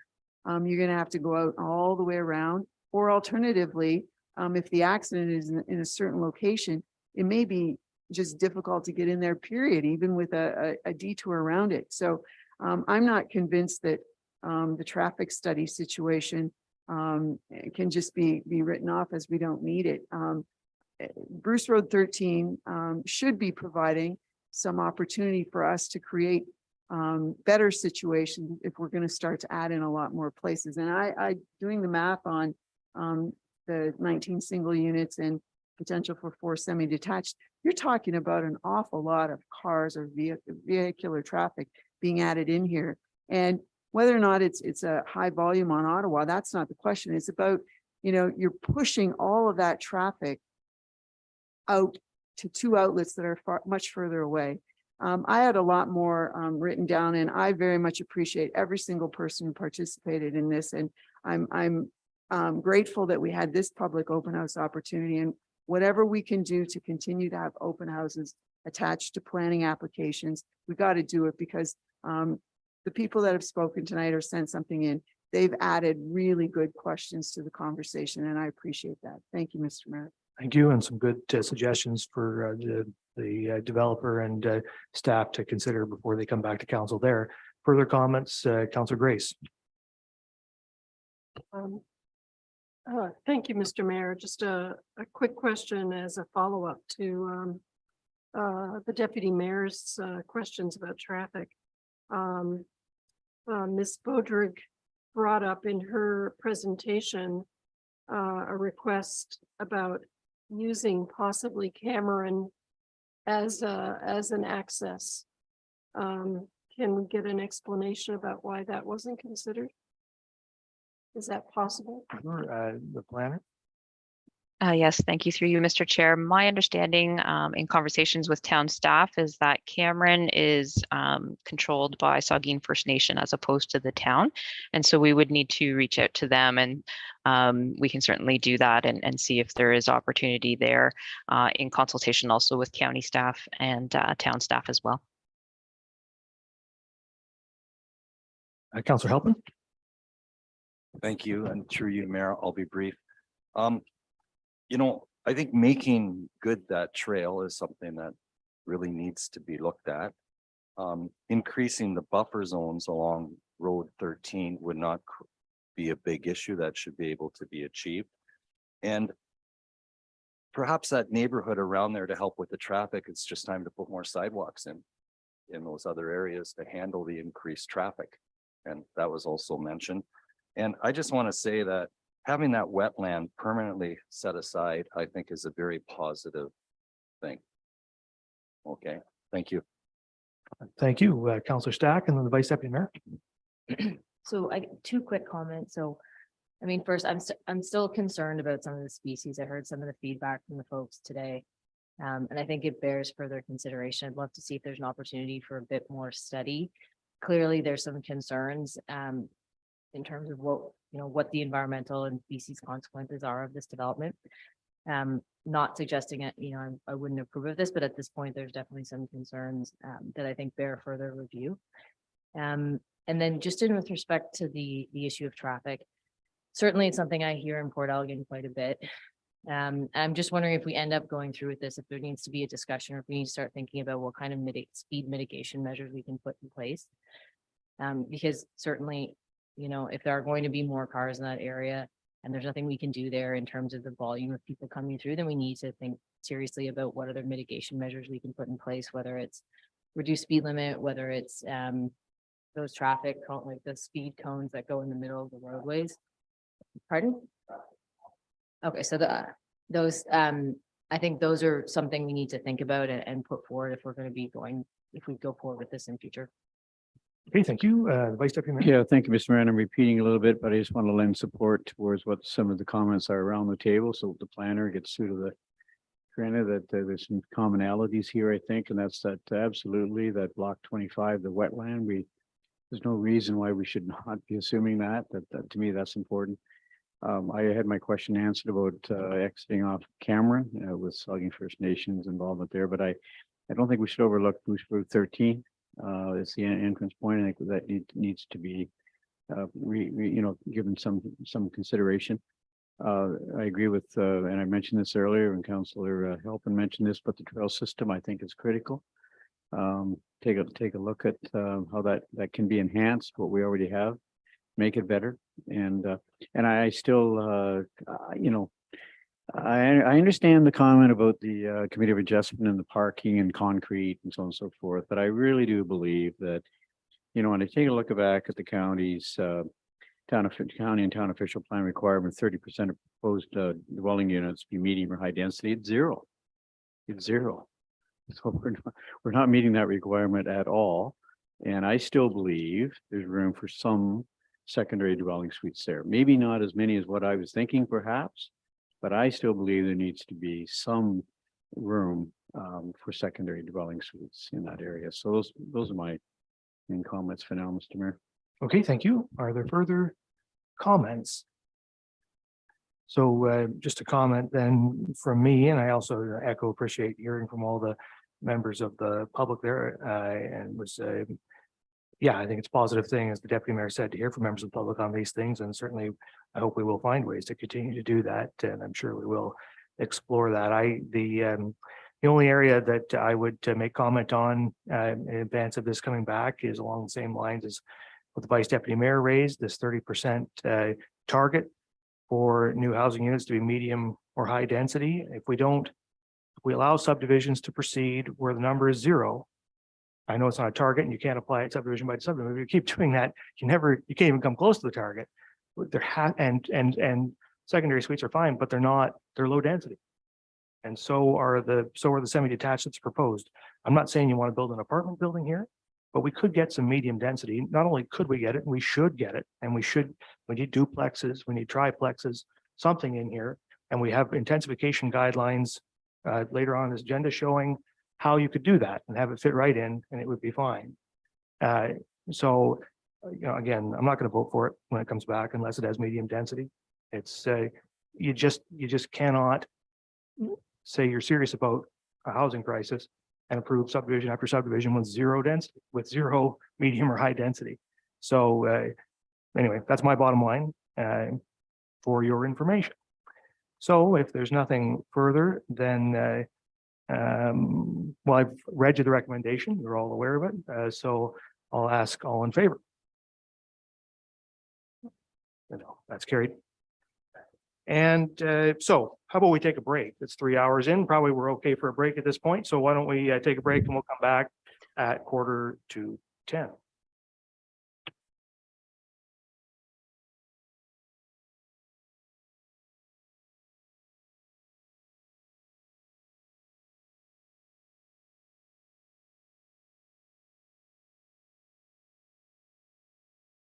Okay, so I think everybody is here and we seem to be live streaming again. So we're going to reconvene this planning committee meeting. And before we get into 6.2, I'm just going to request consensus from council to defer item 7.2.1, staff report on the residential intensification guidelines. There is a consultant report connected to that. So we will ask our consultant to come back at a future meeting if there's consensus to defer that item. Is there consensus?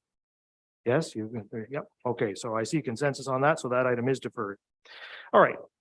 So now we're going to go on to 6.2, and this is a public meeting for file number Z 2022-076, Ernest Properties Incorporated, care of Dustin Ernest, for Bruce Road 13 and Turner Street intersection. This is a public meeting being held under the Planning Act. First, we will receive a report from staff. Then committee members will have an opportunity to ask questions of a technical nature, and I will ask them to reserve their comments on the application until after we've heard from the public. Then we will hear from any members of the public. Comments may be made in person as part of the public meeting or in writing submitted to planning staff. This is zoning bylaw amendment, so members of the public are advised that the ability to appeal the decision to the Ontario Land Tribunal on this application may be limited if you have not provided comments on the application before the decision is made. After we've heard from the public, the committee will discuss and consider a recommendation on this application. So I now declare the public meeting open, and I will ask the planner to present on the application. And we have Ms. Barbara Mugabe. Ms. Mugabe. Yes, thank you, Minister. I'll just load up the screen.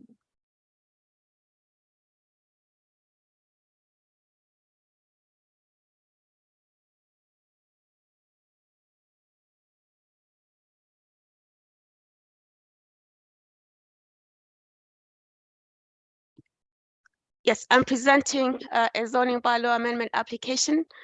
It's file number Z 2022-076. The landowners is Ernest Properties Inc. to the care of Dustin Ernest, and the agent is Ron Davidson Planning Consultants. This is a site that is located along Bruce County Road 13, sort of where it branches off to become Turner Street. It's a triangle-shaped parcel. It's a vacant parcel. For the most part, it's a cleared site. There is some significant woodland to the east. In terms of surrounding land uses, mostly low-density residential developments. Directly across from the subject land is a draft plan of subdivision for 15 single detached dwelling units. Additional surrounding uses include the Oak Birch Park to the north and significant woodlands to the east. The purpose of this application is to sever the lands to create 2 new residential lots for a total of 3 lots, including the retained parcel. A single detached dwelling is proposed on the lot to the south. Then the middle and the parcel to the north are proposed for semi-detached dwelling units. The zoning amendment application is seeking to change the planned development zone to residential first density special, an environmental protection zone.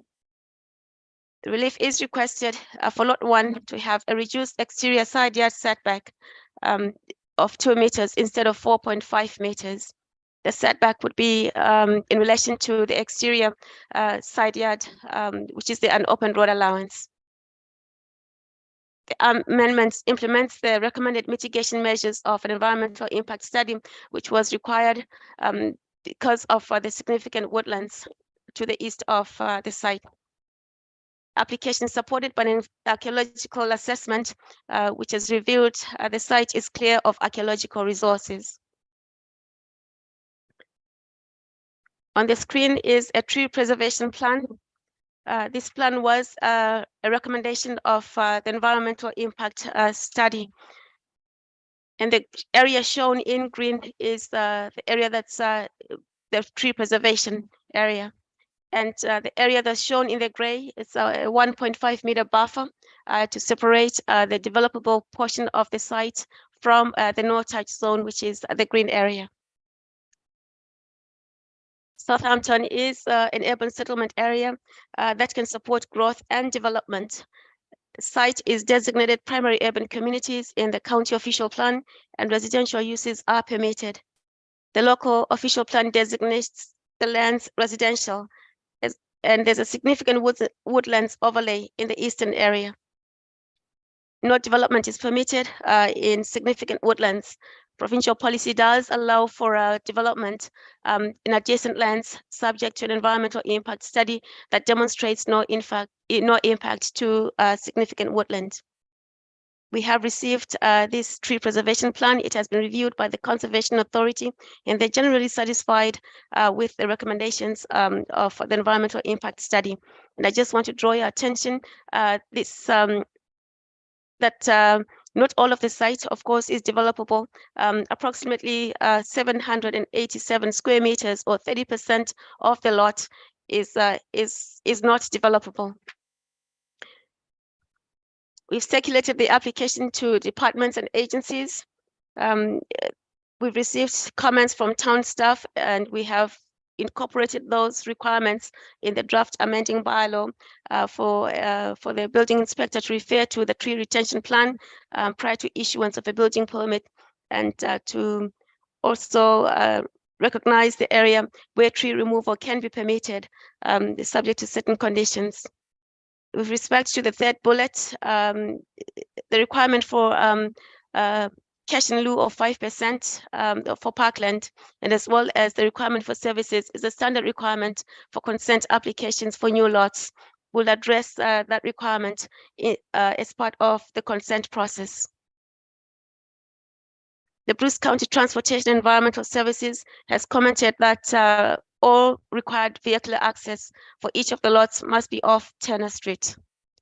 That stormwater to county road drainage system will not be permitted. There have been no objections from Hydro One and from Historic Saugeen Métis, from Enbridge Gas, and from the Risk Management Office. The Conservation Authority finds the application acceptable and concurs with the recommendations of the environmental study. A tree preservation plan was required and has been prepared, which targets 30% retention of native forest cover on site, or supplemental tree planting in conjunction with the future site plan lot severance design, development envelopes, and grading requirements. There's also a restriction in terms of when tree cutting can occur. That restriction is during the months April 1st to 31st. That's the only time that they can cut down the trees. And this is in order to be in compliance with the Federal Migratory Birds Act for woodland bird nesting and rearing habitat. We received one set of public comments. The comments came in from Mr. Ron Wadhams. It's a property owner at 226 Turner Street. He has expressed concerns that development will add 5 new driveways to a narrow road with no sidewalks and close to the intersection of Turner Street and Bruce Road 13. He's also suggesting a townhouse development instead of the proposed semi-detached dwellings and a single detached dwelling. And my response is that County Transportation Services and town staff have not expressed any concerns with the traffic that will be generated by the proposed development. There's also no requirement for a sidewalk. There are safeguards in place to address safety from road activities.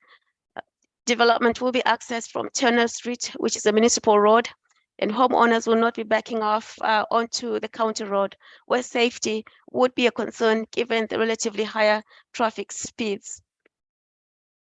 As well, development on corner lots will be required to comply with site visibility triangle requirements.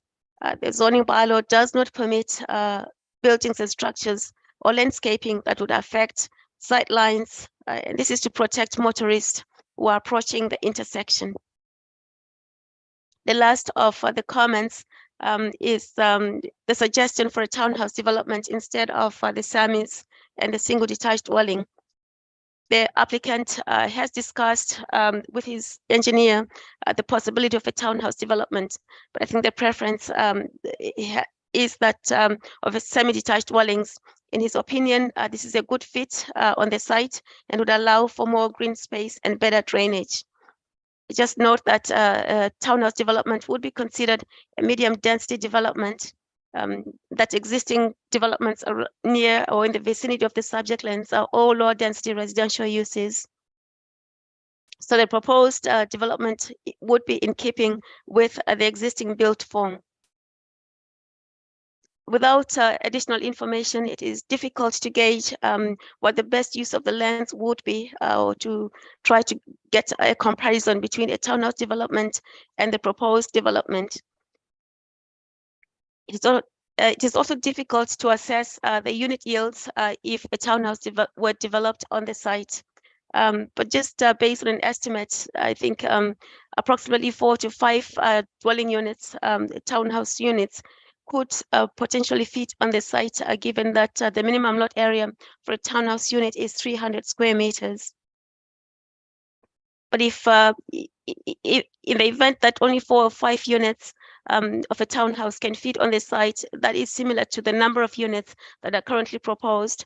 So it really does just boil down to what the developer prefers and what sells in the area. And as I already mentioned, Mr. Ernest has indicated that his preference is for the semi-detached dwellings, that they're a good fit on this site. As a summary and to recap, this is a zoning bylaw amendment application to change the zone from planned development to residential first density special and environmental protection zone. Relief is requested for lot 1 to have a reduced exterior side yard setback to an open road allowance of 2 meters instead of the minimum requirement of 4.5 meters. Approval would facilitate a consent application to sever the subject lands to create a total of 3 lots, including the retained parcel. Semi-detached dwellings are proposed on 2 of the lots, and a single detached dwelling is proposed on the retained parcel. I'm presenting this application for information tonight. It is to gauge and to get feedback from committee and from members of the public. The intent is to come back at a subsequent meeting and present a recommendation report. That concludes my presentation. I'll be happy to take questions if there are any. Okay, thank you, Ms. Mugabe. So I'll now declare the public meeting open. I already have done that, sorry. It's open, and we're going to ask members of the committee if they have questions of technical nature for the planner at this point. Councilor Grace. Thank you, Mr. Mayor. Barbara, you mentioned that a percentage of the total property is not developable. I guess it's zoned EP. What percentage was that? I didn't catch the percentage that you mentioned. Yes, if I may, through you, Mr. Mayor, the percentage is 30%. So that is basically the area that's part of the significant woodland. So that's the no touch area. It's 30% of the entire site. Okay, that happens to be also the target for the tree preservation plan target, right? That's correct. Okay, and that was also just happened to be the actual area that's zoned EP now? Well, the entire site is currently zoned planned development. So this application would change that section of the site to environmental protection to protect the significant woodlands because development is not permitted in that area. Right. Okay. Thank you. Okay, Councilor Halpin. Thank you, and through you, Mayor.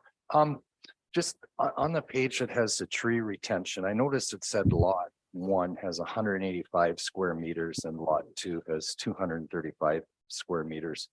I believe those are reversed. Is that correct? Because just looking at it, lot 1 looks bigger than the trees on lot 2. It's a small detail, but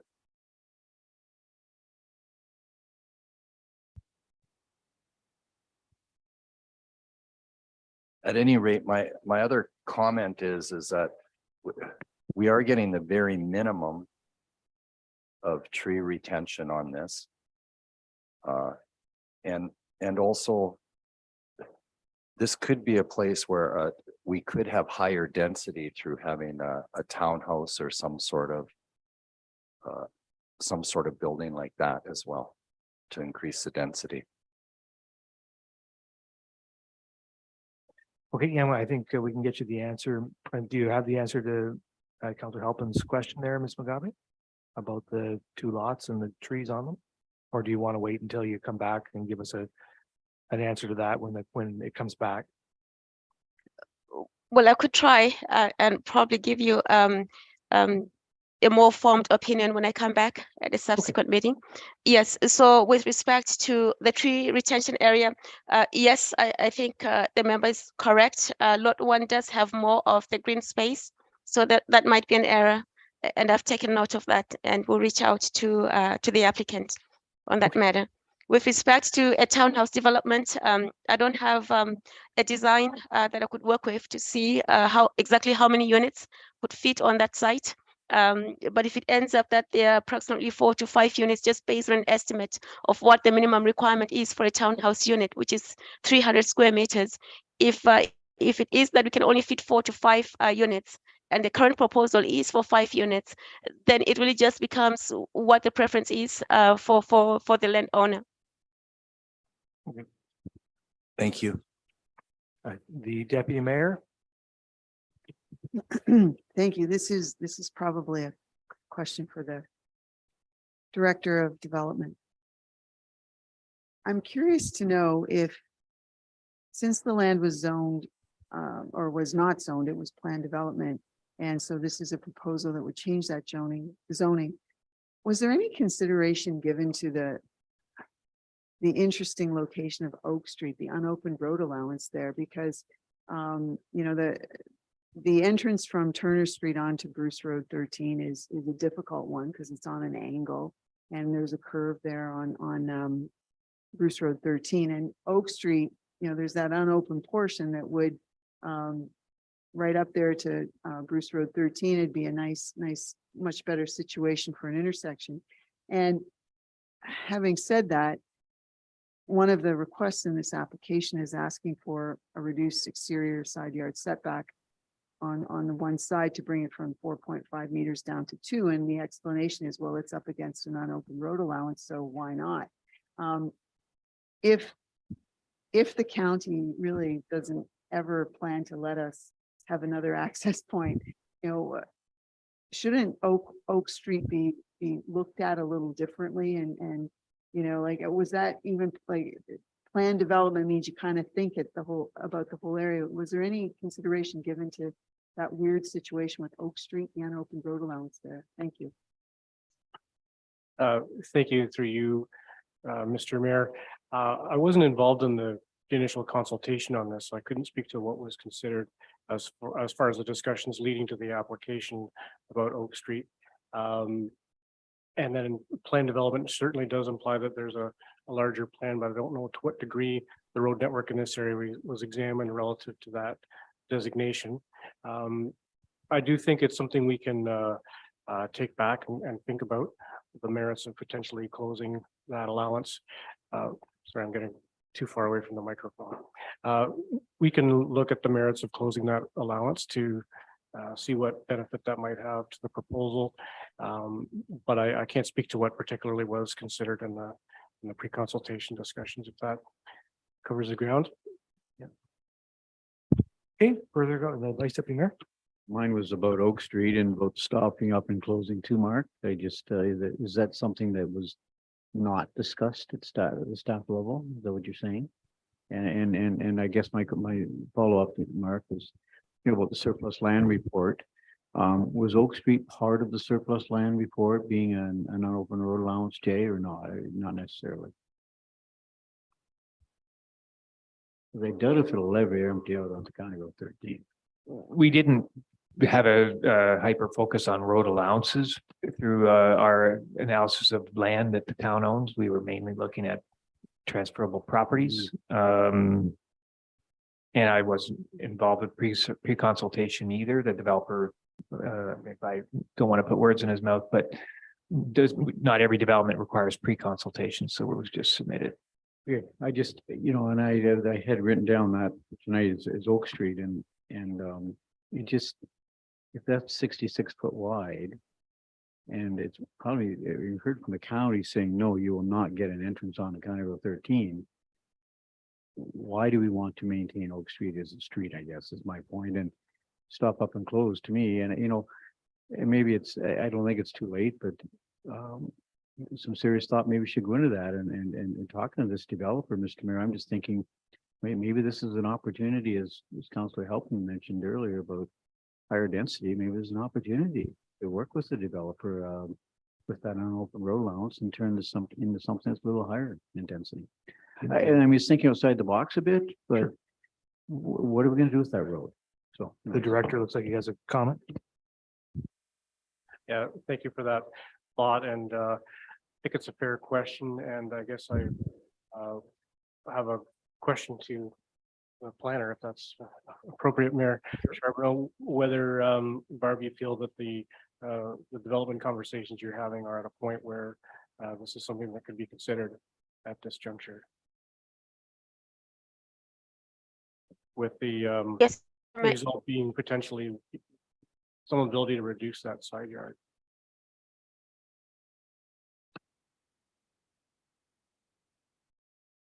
Do we have you there, Barbara? Your screen is frozen, so I'm not sure if we have you or not. Oh, there's we have Barbara is not stunned by the question. She's just her screen is just frozen. But maybe we could. It looks like Karina Smith is coming on, so maybe she can speak to it. Yes, I think to Mark's question, I think we certainly can take that back. I'm given kind of the applications we have in this area, it may warrant kind of a broader discussion about access and unopened road allowances in this area with town staff and county transportation as well. Okay, Mr. Mayor, can I need to follow up? I guess maybe I wasn't, what I'm suggesting is that via negotiation, I know we have to deem land surplus and it's to go for RFP and you got to have the community fair chance of bidding on it. But what I'm suggesting is that road allowance of stopping up and closing, you know, and you build it into that landmass, what is currently owned by that developer. Is there room for negotiation here? And I know as a municipality, we have to deem land surplus and it has to be open fair market. You have to go for tender, but all I was suggesting was it could be something more than what he was proposing with the use of that land, which will probably never be used by this municipality. That's what I was suggesting. Yep. No, I think the planning staff has heard that and can engage with the developer. I think, yeah. So we can see where those discussions go. Councillor Halpin. Just briefly, if we're and through you, Mayor, when you look at road allowances and pieces of land like that, they also make great carbon sinks. They make great pieces of land that we can just leave there as forested area, you know, as our commitment to the environment, to just keeping green space. Just a thought. Thank you. Yep. Yeah. Are there further comments with regard to the application? So I don't see any more questions around of a technical nature, and so I'll ask the planner and the clerk. I don't have anybody on my list who wishes to speak to council this evening on this application. I've got the applicant. So just let me ask first: are there members of the public who are looking to speak to us this evening? You, Mayor Charbonneau, no members of the public in attendance have indicated they want to address on this matter. Okay, so the only member of the public we have then is the applicant, and in this case, the applicant's consultant, Mr. Davidson. So over to you, Mr. Davidson. Yeah, thank you very much. And I promise you, I will be very brief. Dustin Ernest, the landowner, is on the line with us. So if there's any questions that I can answer, he's there. From my perspective, this is a nice little infilling project involving a pair of semis and a detached dwelling. Not a bad density at all for a property of that size in my mind. I did a planning report. It's clearly supported by the town's official plan and the provincial policy statement. Yes, we do need relief. The lots themselves will conform to frontage and lot area requirements, but we do need relief on lot one. That's the northerly lot, because as we've just discussed for the last several minutes, there is a road allowance along the top there. Good question, will it ever be open? Likely not. Having said that, in terms of whether or not Dustin would be interested in buying that land from the municipality if they deem it to be surplus, I can't speak for him on that regard. So if he cares to chime in a minute, he can do that. But what I will say is this: development of that 66-foot wide road allowance doesn't necessarily have to be tied in with Dustin's development. The town could sell it to anybody, and on a 66-foot wide property, you could get probably easily a 3-unit townhouse in there. The problem if Dustin did buy it is that now he'd have to step back about a year, because we have to do an environmental impact study that would be started in late April, early May, finish up on September 30th, and by the time the report's written and brought back to council, I'm pretty sure it's going to be 12 months. So there would be a delay there. But again, that doesn't preclude council from turning around and selling it to somebody else and somebody else building, like I said, a 3-plex on there, a townhouse. And lastly, to address Councillor, one of the councillor's comments about the tree preservation plan, yeah, that it would appear that the amount of tree preservation area on lots 1 and 2 are reversed. That will be fixed before you see this this drawing and you're giving it consideration at your future council meeting. That's it. So thank you for your time. Sure, thank you. And I just, to be clear, I think we don't want to go any further down this road discussing this piece of property and its surplus at this point. It's a totally separate process, and I don't want us to be discussing that in this context. So we can revisit that some other time. All right, so where are we here now? So we don't have any other members of the public who are interested in speaking to us this evening, and I will just ask the planner if there are any written submissions that were not already discussed in the planning report this evening. We may have lost the planner. So, but I'll ask the clerk. We're not aware of any further written submissions. We're not aware of any, and if there are, then I'm certain they'll be circulated. So then I will ask if any committee members have final questions before we close the public meeting to discuss the application. Do not see any, so I will now declare the public meeting to be closed. And I will ask, and what I will do is just read the recommendation at this point. It's recommended that zoning bylaw amendment application Z 2022-076 submitted by Ron Davidson Planning Consultants Incorporated on behalf of Ernest Properties Incorporated, care of Dustin Ernst, and the attached draft amending bylaw be received for information. So I'll ask if there's any comments from the committee on that recommendation. I don't see any, so I will ask all in favor. That's carried. Okay, thank you all very much for that. And my agenda again here. So we have deferred item 7.2.1. And so we'll move on to the staff report on assumption of services for Summerside Phase 6. And does the Supervisor Development Services have some comments?